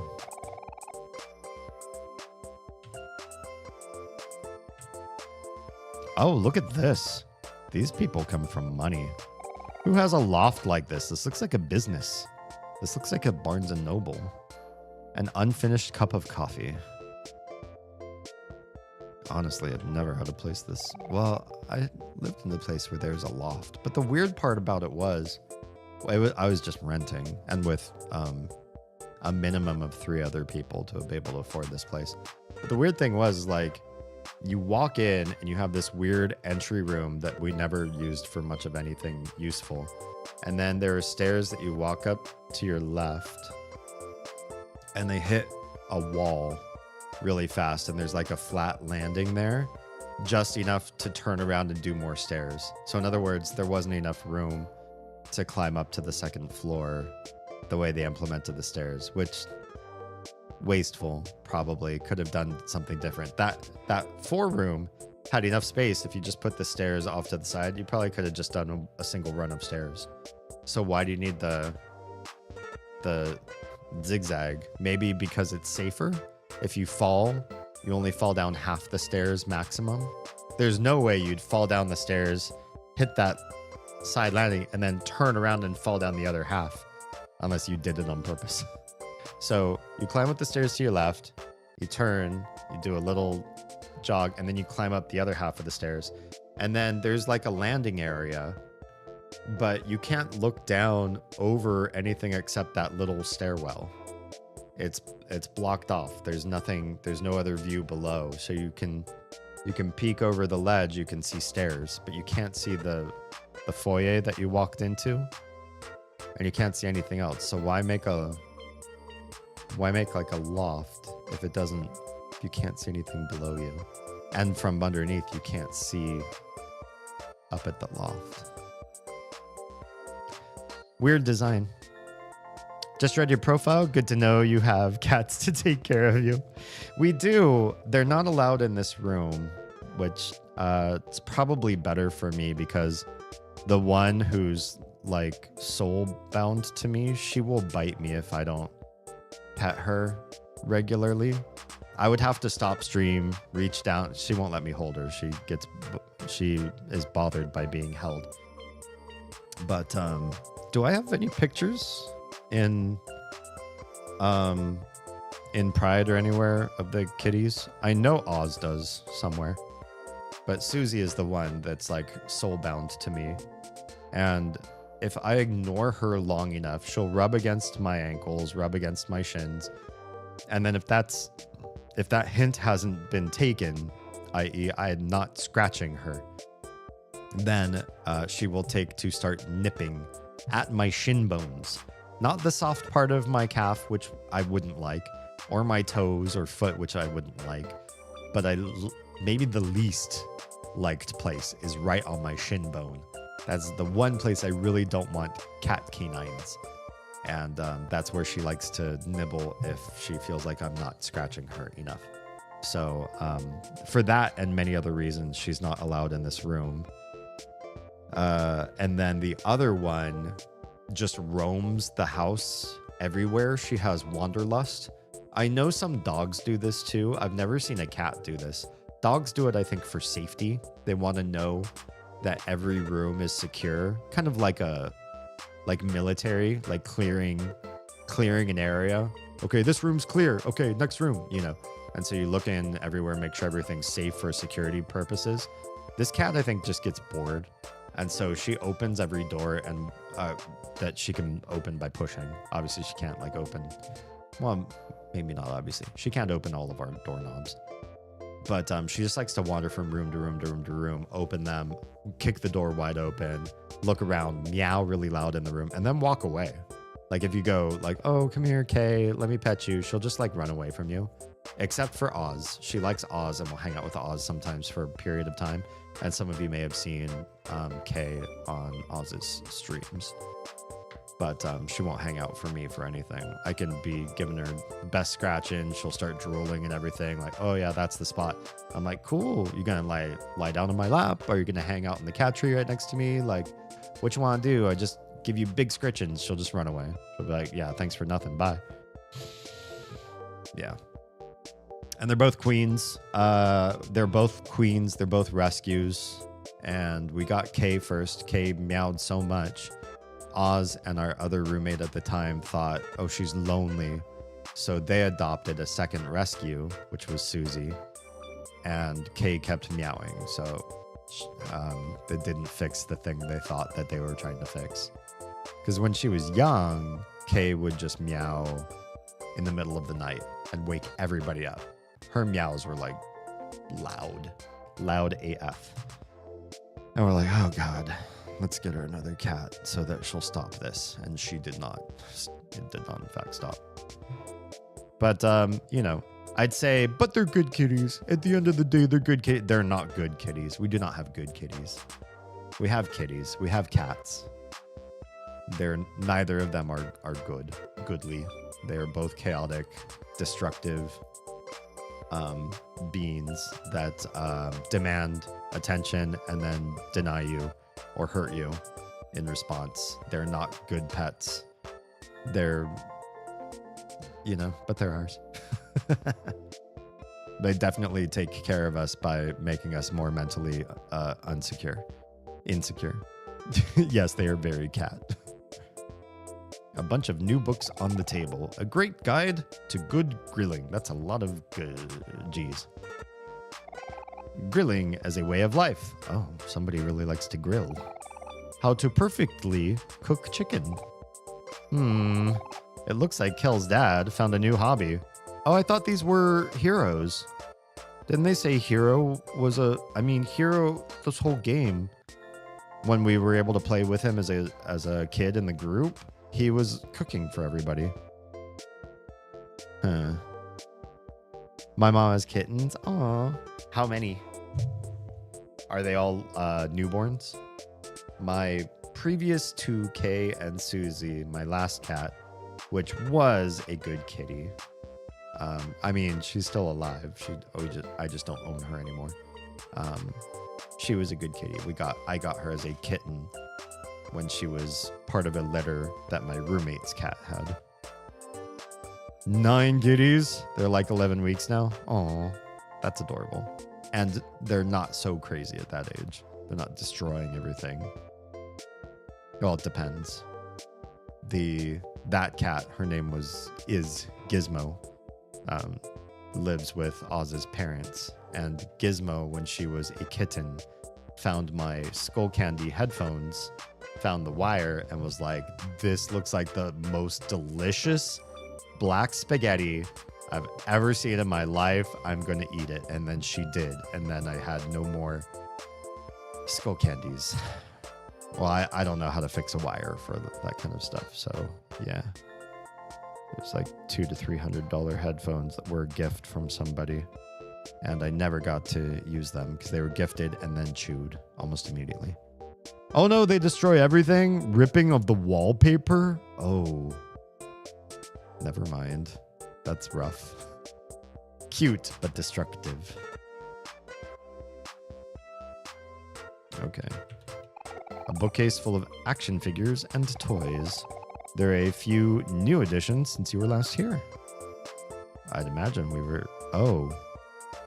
This looks like an idol. Hang on, we'll come back to that. A grandfather clock. Who is this an idol for? The father? A bunch of family photos. Oh, it's like an ofrenda. Oh, I don't know what background this family is. Kel sure has a lot of relatives. All right, let's go snooping around rooms. The door is locked. Okay. Think you can hold it a bit longer, Damien? I want to show you my room first. Wait, where's everybody else's room? Where does Hero sleep? Oh, is that the parents' room and this is the boys' room, maybe? Very cute, yes. Oh yeah, they sleep here together. This is a big room. Wow. And one of you is a big achiever and the other one is a big... It's probably Kel on the left-hand side. I'm gonna be honest. Well, here it is. Make yourself at home. Look, I got a basketball hoop and a boombox, just like I always wanted. Here, I'll play a song for you. Yep, this is his side. Yep, it's pretty sweet. Named a black kitten Ozzy, Prince of Darkness. Nice. Nice homage. That's good stuff. Our cats we didn't name per se. Kay used to have they both used to have a different name and were changed. Kay's previous name was the name of someone I was dating when I met Oz. And we just thought that was a bad idea, so we changed her name to Kay. So, yeah, because I didn't like the idea of, like, yelling my ex's name, like, get down off that table, stop scratching the sofa. It just felt awkward. And Susie's name before Susie used to be the Spanish word sucia, which means dirty. She's all gray, so I assume they called her that because she looks kind of like dust or soot. And while in Spanish, culturally, calling a kitty sucia doesn't necessarily sound derogatory. Hearing it in English, saying, here, dirty didn't sound so good. But Sucia and Susie sound similar, and we're able to call her that, and she still responded, so Susie. Do you know what kind of race your cats are? We think Kay is just a medium hair mix of other. Doesn't look like any specific breed we've seen anywhere. Just mixed cat. I know they use the word mutt to describe mixed dog. I don't know what you use to say mixed cat. Susie, we think, is Russian blue. 100%. If you look up Russian blue, I said she looks sooty, but the Russian blue cat does look like soot. Where would I find? How do I bring this up on stream? Boop, boop. Come on, cat. Yeah. So, yeah, this is 100% what Susie looks like. All of these cats are Susie. I mean, with some variation, but actually they look like all these pictures look very similar. They could literally just be the same, like 3 or 4 cats repeated. Yeah, that's what Susie looks like. The other one's just like medium gray, not like that kind of like darker sooty gray, like a medium gray and white mixed together, and like fluffier. Fluffy. Yeah. We call blonde cat for like mix. Yeah.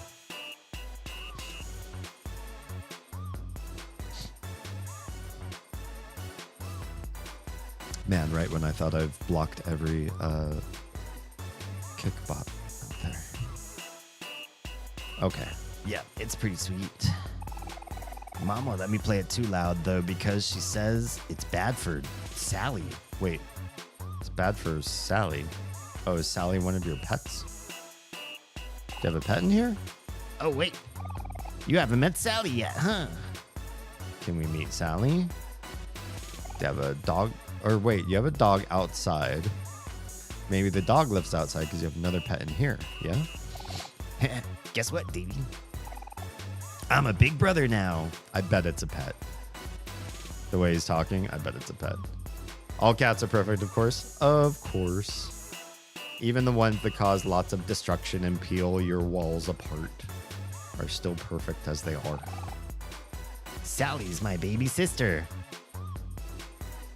Wait, now I think he's not playing. I thought it was going to be an animal. Now I think maybe he actually has a baby sister. Sorry, not a baby. My mom will probably bring her downstairs around dinner time. Maybe that's why the door's locked.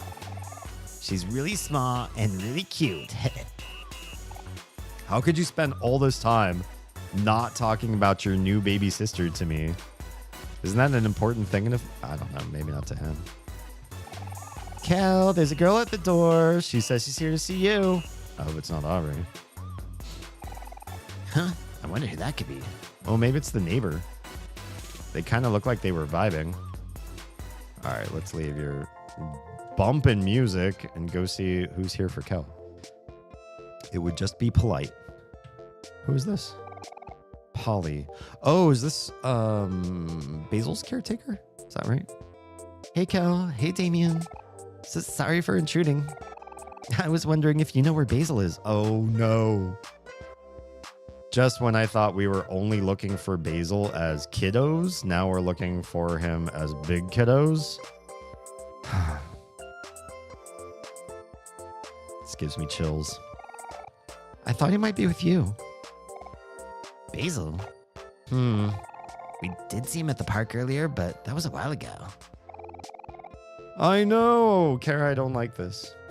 Honestly, I actually literally have chills. I don't like how Basil keeps going missing and we don't know anything about what's going on with him. Like, the thing with Omori is, Omori so far has seen some dark stuff and has some dark, weird things happening to him, but he's also a shut-in, so I feel like if anything did really happen to him, they'd find him at home, or he'd be in his room, or, you know, they might be able to help him if they find him fast enough.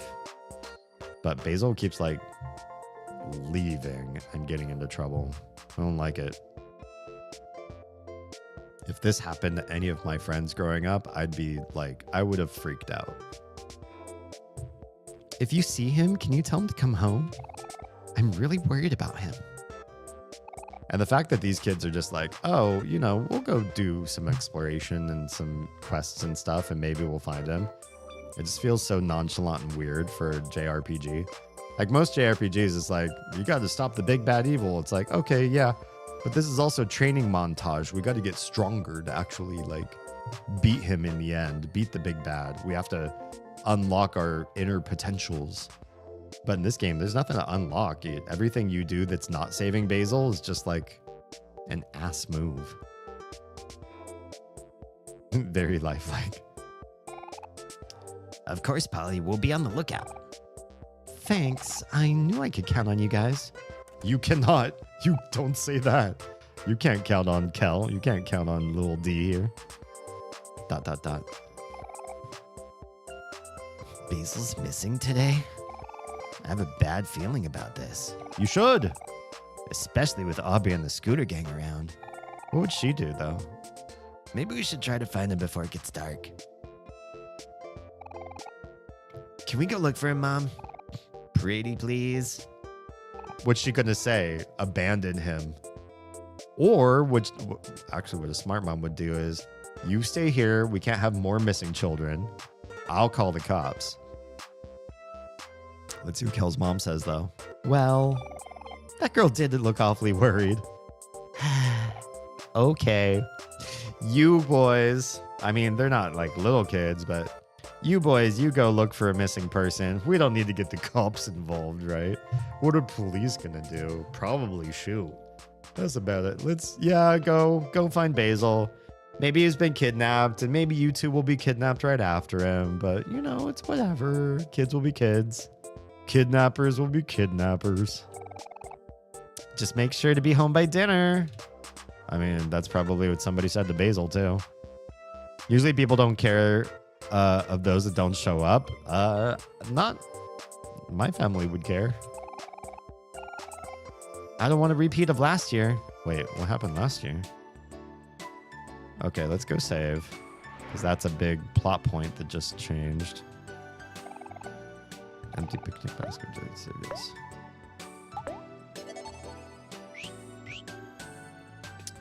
Oz has an earring sale that starts very early tomorrow. I might cut stream before the 5-hour mark. Just so I'm not a zombie when I should be a resource, especially because I will have to mind the kiddos while she sells the goods.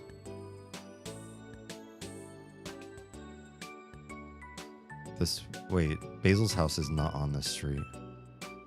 I don't know that this necessarily is a lead, but I think it might be worth checking his house first for clues and then checking the last place where we saw him, which would be the park, for other clues.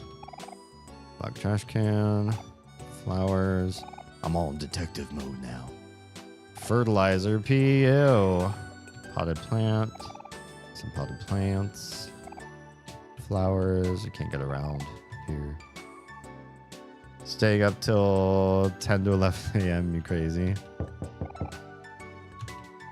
Oh, can we not go in? There's no response. Okay.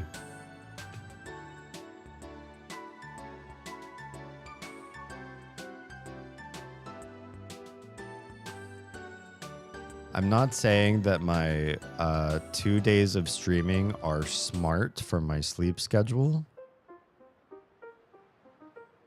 But I will say there's a reason why I've come down to just 2 days of streaming, and so I can get better sleep on the other days of the week. Toady, I just saved the game. I did. I saved it. I promise. I could save it again right now, though, just because you said. Also, Toady, it's been a while. How you been? I don't see you in FF these days. I should probably sleep soon, too. Yeah. If I go on past where you sleep, everything will be on VOD. Could Basil be... Oh, had a bubble in my throat. Could Basil be somewhere in Faraway Park? That was my guess. That's why I'm here. Okay. Only because Toady did this. Triple self-care. Uh-oh. I have a confession to make. I don't have any... Imagine I did this and I had water and I was just like, I don't have any water, and I just poured this all over my keyboard. Let me grab some water and I'll be right back. Well, I'll do the save first because Toady first asked for a save.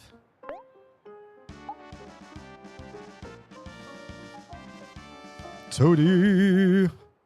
Been working? Oh, gross. Who does that? Why would you ever want to work? Shifts have been moved around some, so I'm working a whole lot more. You and me both. I've been doing a lot of work I don't want to do, but I've been doing it. And are you a ghost? Do you know stuff? If you're a ghost, you can check the Discord for secret private details about next year. All right, let me take a quick AFK, grab water, and then we'll do the self-care stuff. Be right back.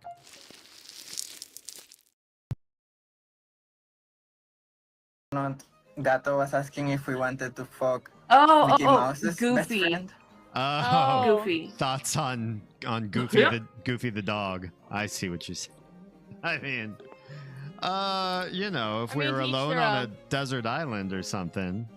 And there's nothing else and no one else. I guess we're chuckling along. Yep. I mean, I heard his cover of Evanescence, and I'm not gonna lie, it's probably the best cover of Bring Me to Life I've ever heard. Hell. Wake me up. You haven't heard this? Go look it up. Go YouTube it. I'm gonna post it on this. You still can't see me. I can take him down non-lethal. What were you gonna call me? Excuse me? The what? I think he was gonna say ass maggot. That's uncalled for. In my Christian cyberpunk server? Welcome.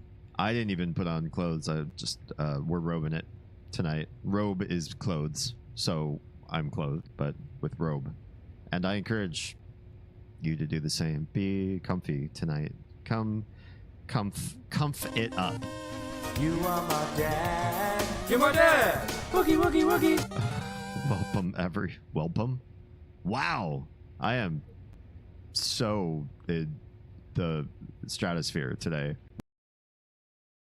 Really like the piano stings of like you're doing fish. It's a fish. And it stinks. Dogs love fish. Ugh.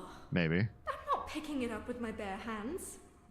I heard bare hands. I think we're gonna need to look for some. I can smell it from here. Losing out on resources, like your people who are gonna help you. Okay, I have returned. Triple self-care. I have hydration again.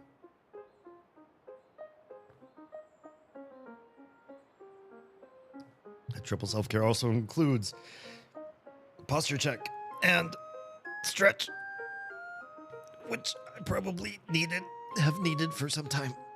I'll also stretch my legs. I don't have a leg cam. Will I ever do a leg cam? Maybe. You all can see my powerful, juicy legs. Gross. They're just oozing. They ooze leg juice.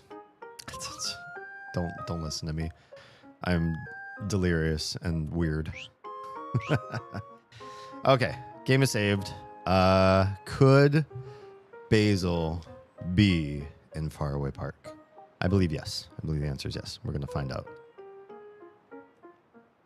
Toady, I hope you don't have to work too much harder, too much longer. Stuart, I just saved the game. I hope you didn't do that just because I saved and you're trying to be a troll. But the game is saved. I'm just gonna assume that because it's saved. I saved it. I did the thing. Hopefully soon I can make the move to PC with the amount of disposable income work has been netting me. Move to PC. Have you like PC like a computer, or is that like a position? I'm curious. Have you been watching me on your phone all this time because you don't have a PC right now? Explain yourself. Man, where could Basil be? I don't see him anywhere. Somebody help. Uh-oh. It's happening. Damien, did you hear that? Oh, computer. You've been stuck on a console for a while? Really? All this time you've been playing Final Fantasy on console? I'm not gonna lie. Sometimes, like, while I understand that people do play Final Fantasy on console, I just feel like everybody in Juneau is so cool they couldn't possibly be console players. I don't mean to be judgmental. Started on the PS4. Oh, interesting. Well, I hope you can join the PC master race very soon. I think that was Basil. I think so too. Help me. Oh, now it says Basil. Please. Where's his voice coming from? Oh, we gotta find out. Hold on a sec, I know this area. Yeah, we're in the park. Basil's voice is coming from our old hangout spot. Wait, where's that? He knows a secret. Secret. Kel's got a secret. The entrance should still be around here. Oh, Lord. Well, do it. We found it. Found the secret. Oh. This is the old times place with all these road closed. Look, it's the old playground. Uh-oh, there's a lot of scooters here. Oh, he's getting bullied by the scooter kids. Help me. This is so rude. Why is Aubrey and her little fan club doing this? This is mean. I don't understand why they're so mean to Basil. Weren't they friends when they were kids? Wasn't Aubrey part of the, like, let's look for Basil crew? So what happened? Just expensive, but now consoles are getting a bit pricey too, so I might as well bite the bullet. I feel like I've always felt the opposite. Like a PC was something that when I first started, I got like stuff from people. Like I just knew families or school classmates that are like, oh yeah, well we've got this older one that we're not using anymore, and I would like cannibalize it. And then I could get like a little extra money from my birthday to spend on maybe a new stick of RAM or something. Like little bits and pieces were okay, but I couldn't just like afford the next console. It was always like a lump sum thing you could do. Whereas knowing how to like build a PC in parts was always like cheaper and easier to do at any given time, unless you had to do a bunch all at once sort of thing, or you bought them pre-packaged. But my family was not have console money sort of family, so PC was kind of like the way I could incrementally stay mostly afloat. And if I couldn't, I could at least still play older games. I had friends that would be like, look at how many frames per second this runs at, and I'd be like, oh well, I could play it, it's just not gonna look like that. Unfortunately, I got no computer parts to Frankenstein together. Ah, gotcha. Yeah, then it's all out of pocket at that point. Help me, somebody. What the heck are you yelling for, Basil? You're making a scene. This place is our secret hangout spot. You can't be here because you weren't invited. Dang it, Basil, be quiet. Wait, what's going on then? They all seem like they're not bothering Basil now, but Basil's wigging? Now I'm confused. Somebody's gonna find this place. Yeah, we're not trying to hurt you. We just want you to get out of here. Okay. Hey, stop it. What are you doing to Basil? What the? It's Calendinian again. Why do you always show up? How did you even find this place? Because we know about this place too, bitch. Come on, Aubrey, we got to defend our turf. No, don't fight me. I don't think I gave Lil D health. Oh, Aubrey's just doing dark eye thing. She's just gonna look away. Aubrey. Go away, Cal. You're not welcome here. This is our spot. Oh, is this your spot now? Well, this used to be our old hangout spot. Wasn't it, Aubrey? Oh, she's gonna stay quiet, but yeah. Oh boy, we can't fight all 5 of them. We'll lose. Watch it or we'll mess you up. Fine. If that's how it's gonna be, then at least stop bullying Basil.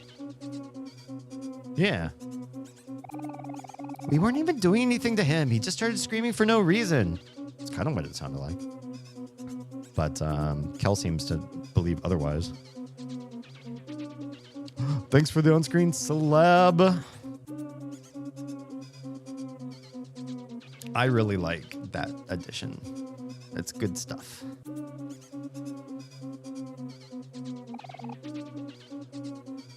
Yeah, sure you weren't. Why should I believe you? We're telling the truth. Stop being such a self-righteous prick. Oh, those big words for, well, maybe not. How old these? Come on, guys. Let's make sure this is the last time these two mess with us. Uh-oh, he's gonna fight. That sounds good to me. I'm right behind you, the Maverick. Uh-oh, Aubrey, step in. Call your attack dogs off me. Do it, Aubrey. Fix this. Fix this. Uh-oh, is she gonna fight? Let's settle this, Cal. If you and Damien are gonna pick a fight with me and my friends, you got one. Uh-oh. Come on, gang. Let's teach them a lesson. Oh, no. We're fighting 6? Oh, what the what? Look at this.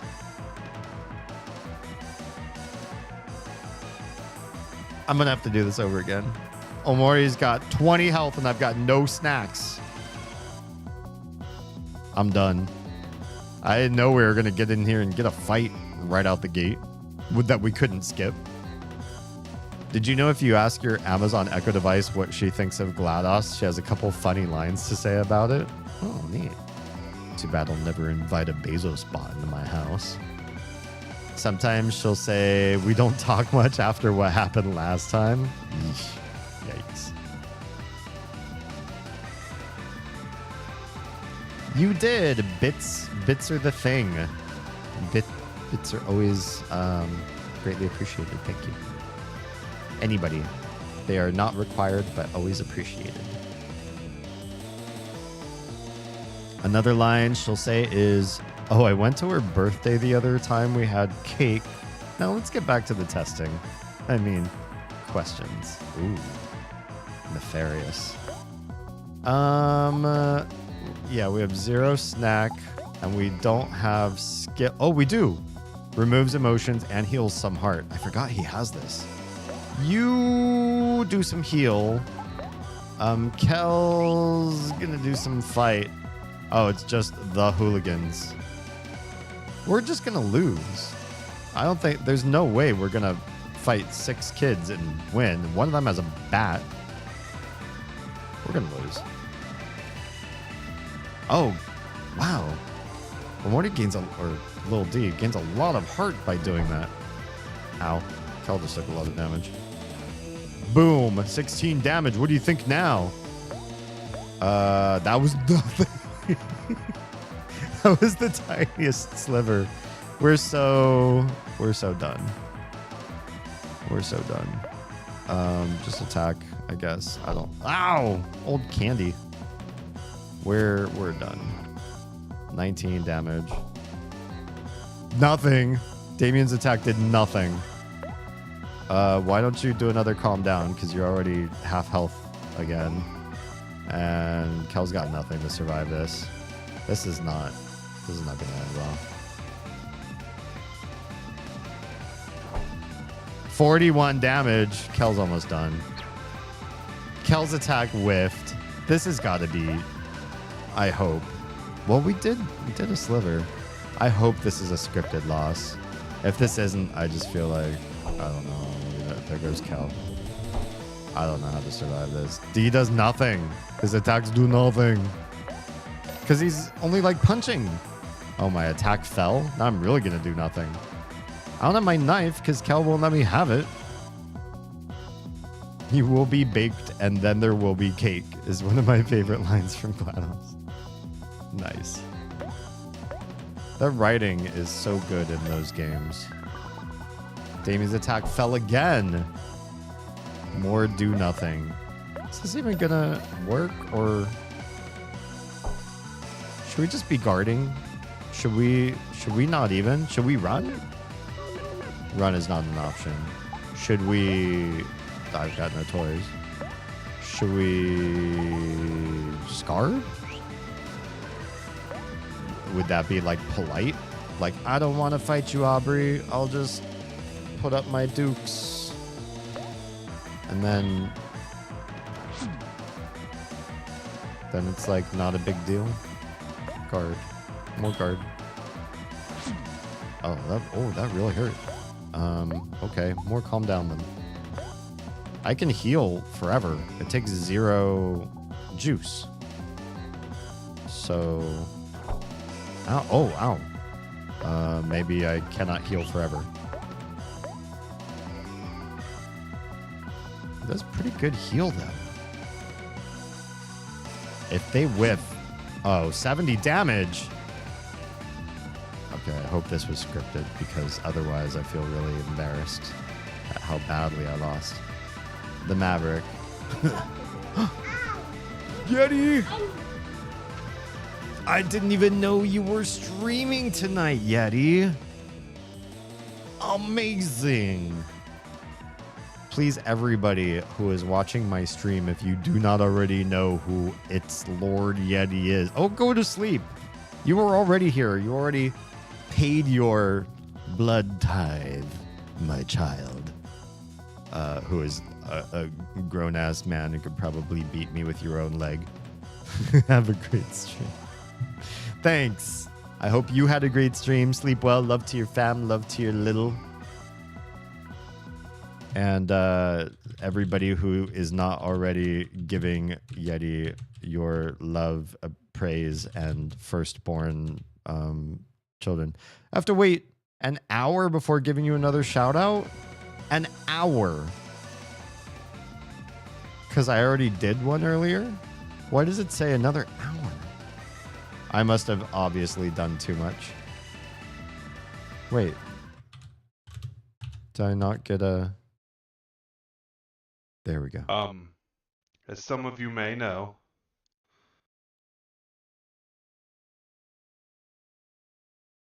that's all. I thought that was like, I thought I knew what that clip was going to be. I thought it was that time, that big win that happened not that long ago. But they didn't say anything. Well, yeah. Okay. So we lost real bad. Is this real life? Wait, what's going on? Why is the Maverick acting weird? We won, Master, we won. Serves you right, nerds. Kim, I'm hungry. Let's go get some food. Kel, Damien, get the heck out of here. Okay. We just got beat up by 6 kids all at once. Okay, maybe it was actually scripted. I was gonna be so sad if it was like game over, play this again, get better. You two should be able to beat 6 kids. But it worked more realistically, which this part of the game, it makes sense. Everything feels more like it's supposed to feel real and not like a game. Whoa, we really did it. The evil foes have been defeated. Dang. Sorry, Damien. Why did I think we could take on 6 people at once? Yeah, jerk. Why did you? Even if they're a bunch of dweebs. It's over, Cal. Leave this place. You don't belong here anymore. No, I won't. Oh man, he's going to get beat up again. Kel is asking for it. I can't just leave here without knowing that this is the person you've become. Oh, he's going to call out Aubrey. I mean, what would Marty think? Uh-oh. He invoked the name. Why do you keep bringing her up? Do I have to keep saying it? Marty is already dead. Can you stop it with that? And while you're at it, drop the tough guy act, too. I don't believe you when you say you don't care about us anymore. You have all your new friends now. but you're still hanging out at our old hangout spot. Do I have to spell it out for you? Do I really have to spell it out for you? It means something, right? Don't listen to him, Aubrey. He's just spouting crap like usual. Yeah, your friends don't know, though. Right, Aubrey? ... Oh, she's getting sweaty or crying? Sweat cry? Cry and sweat? Well, I don't know. Everything is okay. You can go ahead. It looks like I'm alive. This isn't fun anymore. I want to go home. Let's get out of here. You said it. Oh, kids are all scooting away. What you gonna do, Aubrey? You follow your new friends? Or you gonna stay with us? You coming, Aubrey? ...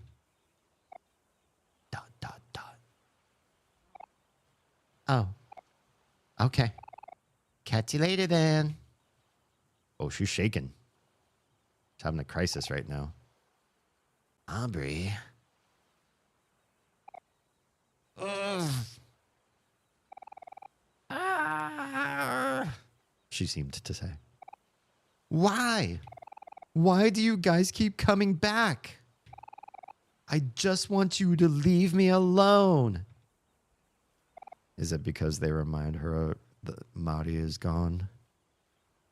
I'm trying to understand. Damien, why? Why did you show up now? We just want you to stop messing with Basil. What's your deal with him all of a sudden? You used to be friends. We all used to be. Uh-oh, where's Basil going? You think I'm the bully, but you're all messed up too.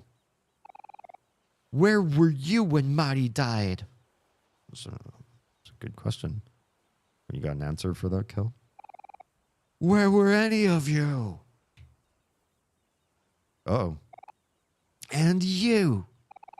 You're the worst, Basil. Uh-oh. Why is Basil the worst? How dare you still show your face to me after what you did? I'll pause.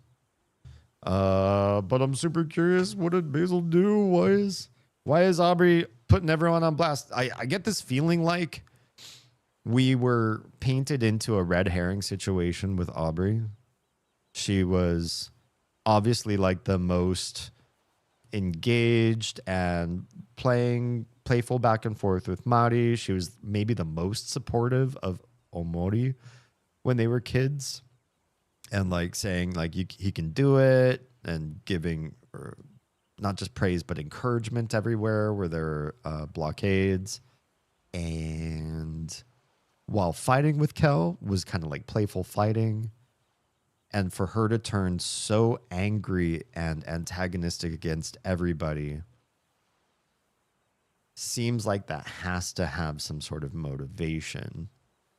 And I find it stranger, at least narrative wise, to think she's angry at nothing and she's misplacing all of that anger on everybody, when what really probably happened is everybody let her down or let Mari down or something in some big way that they didn't perceive, but she did. She felt it, she saw it, and she holds them accountable for something that they don't even realize was as big of a slight as she saw it.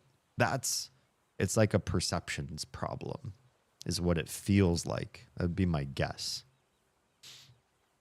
I feel like a lot of the conflicts I've heard in the last couple years have been that there's the side of good and the side of like the real evil wrongdoer bad people. They're not wrong. They're just being perceived wrong. I think here Aubrey feels that she's the good and everybody's the real evil people. And I think it's her perception that's wrong. But the game's painting her, since we're playing as Lil D here, as like the upset for no reason, like mean person, mean bullying antagonist character. But I don't feel like that perception is as wrong as her perception of everybody. Her anger comes from something that she believes everyone did wrong. Now, I'd be really surprised if the reveal was everybody is doing wrong things and they're just like oblivious about how wrong it is. That'd feel bad.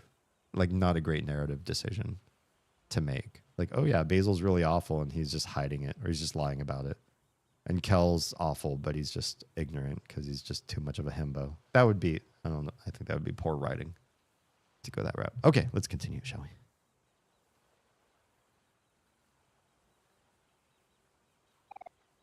Aubrey, get away from me. Oh, Basil can't swim. You're going to drown Basil. I don't know if that's true. I'm just making stuff up. ... Shoot. We'll go get him. What the heck, Aubrey? What are you doing? You've taken this way too far. Well, wait. Hold on. I didn't mean to. Damien, don't worry about Aubrey. I'll keep her busy. Just go help Basil. Uh-oh. Something weird's going to happen. Something weird's going to happen. Do you want to save Basil? No. Why did it give you the option to say no? Of course I do. Yeah, I see the dark tendrils. We're going to go save Basil, yo. Who cares how dark and creepy it is? Why give you the option to say no? There's got to be some real dark endings to this game. Oh boy. We got in a weird place. An irregular glow radiates from outside. You feel strangely drawn to it. No, I don't. We're going down in an earlier round. Sorry, that's a really stupid joke. Oh my. Wait, Monty. This little D's older sister in spectral form. Go get her. Every step I take, she takes a step. Got it. Monty, where are you going? Are you showing me the way to Basil? Oh my, this gets real dark. Here comes the tendrils. Uh-oh, just getting closer. Okay. Going further. The fear is creeping in me. And we're getting very deep.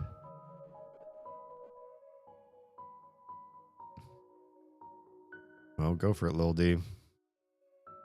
My knife. Hell yeah. Can I equip it? Uh-oh. It got real dark. No more Mountie. Oh, hi.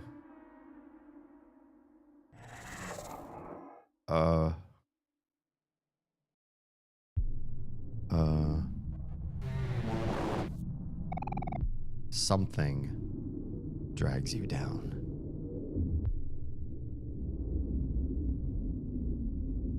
Yeah, I have chills. Afraid. Oh, we're fighting something? Do we have the knife equipped? I don't know what we're fighting. I'm only at half health. Can I calm myself down first? Removes emotions and heals some heart. Let's get rid of afraid, please. No, mind this. Come on, you got this, Lil D. I'm still afraid. Crap. No, I'm neutral. Oh, sweet. Okay, let's go. Get the something. We have neutrality again. Something listens to Damien's struggle. Damien's attack did nothing. Steady your heartbeat. Don't be afraid. It's not as scary as you think. Okay. So let's just keep calming down.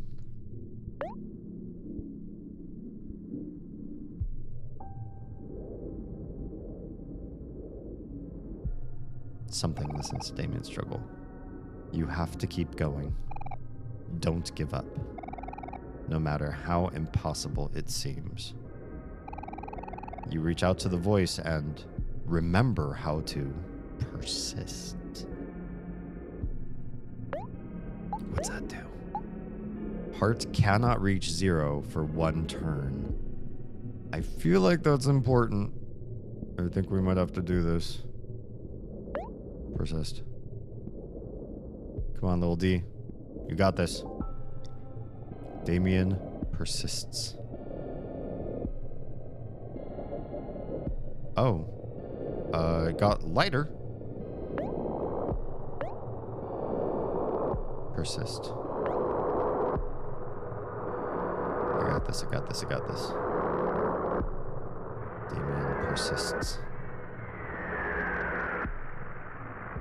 Yeah, we're like floating up or something. This is working. He's opening his eyes at the end of each one, too. Oh, yeah. If we don't fight and we just relax, we float. Yeah? Is that how this is going to work? What about Basil? Wait. Whose hand? Oh. Wait, that's Aubrey. I think. Or is that Maddie? Aubrey wasn't wearing a dress, was she? What about Basil? I don't like this. Just because little D survives doesn't mean I'm happy. Okay, there's Cal. He looks wet, like he jumped in too. Oh, thank goodness. I was like, don't tell me we left Basil down there. Oh, it's Hero. Oh, was that who was smiling down at me just now? I couldn't tell him and Kel apart. Sorry. It looks like Basil's breathing is steady. But we need to get him somewhere warm quickly. Yeah, he's had a rough day. Let's get him home as soon as possible. Wait! Where do you think you're all going?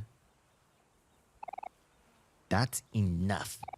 Don't you think you've caused enough trouble? Come on, guys, we gotta go.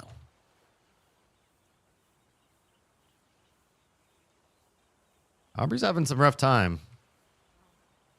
I don't feel comfortable letting her go. It looks like Basil's breathing is steady, but we should bring him back home as soon as we can. I heard you. But Aubrey. No! Okay. All right. We're unable to reach out to Aubrey. Puzzle pieces. Okay. Okay. We'll go. They're bringing him back home or to his home? Or could we take him to a hospital, please? Ugh. Also, why is the screen so bright? Okay. Well, Hero's with us. Shoot. If I keep playing through this, I'm gonna keep staying up and up and up. Maybe this is a good place to stop while I'm still cognizant and awake. And I feel like this is gonna draw me into like so much more gameplay if I keep going with the story, because I really want to know, where did Hero come from? What's happening to Basil? Why do we have to leave Aubrey behind and not be able to communicate with her? What's going on with her? Like, what is she said a whole bunch of nasty things about everybody, and nobody said you're wrong or we don't know what you're talking about. There's so many open threads right now that I really want to reach out and understand, and that means I will stay up and up and up and probably screw myself over to be a resource for Oz tomorrow. So maybe this is a good time for us to call it. Yeah. Ever heard of a song made of the several phobias? Like just different fears turned into a song? I don't think I've heard of it. If you message me somewhere. Oh, here. I'll just probably won't watch it right this moment, but I will paste this address in a place where I can listen to this later.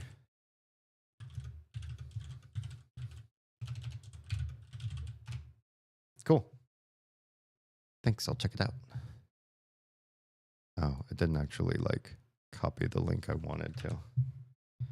Poop. Maybe this will do it. That did the thing. Cool. All right.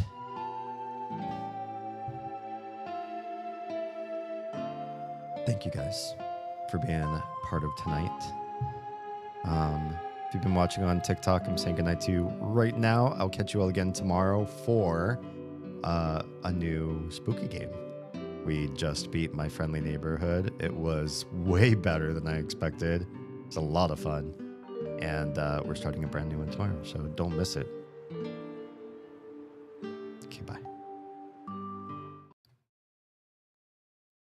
Okay. That one's done.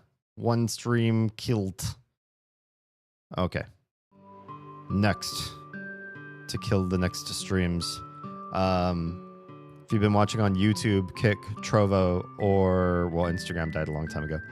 YouTube, Kick, or Trovo, we're saying goodnight to you now. Next stream, tomorrow night, day, whatever time zone you happen to be catching. That will be, should I say? No, just, when the stream starts, you will know what spooky game, but it's going to be a spooky game. And I think it's going to be a good one because it's, well, if I say because, then I'll give clues away, and I don't want to give any clues away. But I have a feeling I'm going to have a good time. And so, therefore, I think you guys will too. So see you guys soon. If you've been watching on Twitch, hang out. We'll go find somebody to raid out to. But for everyone else, if you are safe, fed, and loved, make sure someone out there is too. Please. I'll see you all again very soon. Less than a day away. Okay, bye.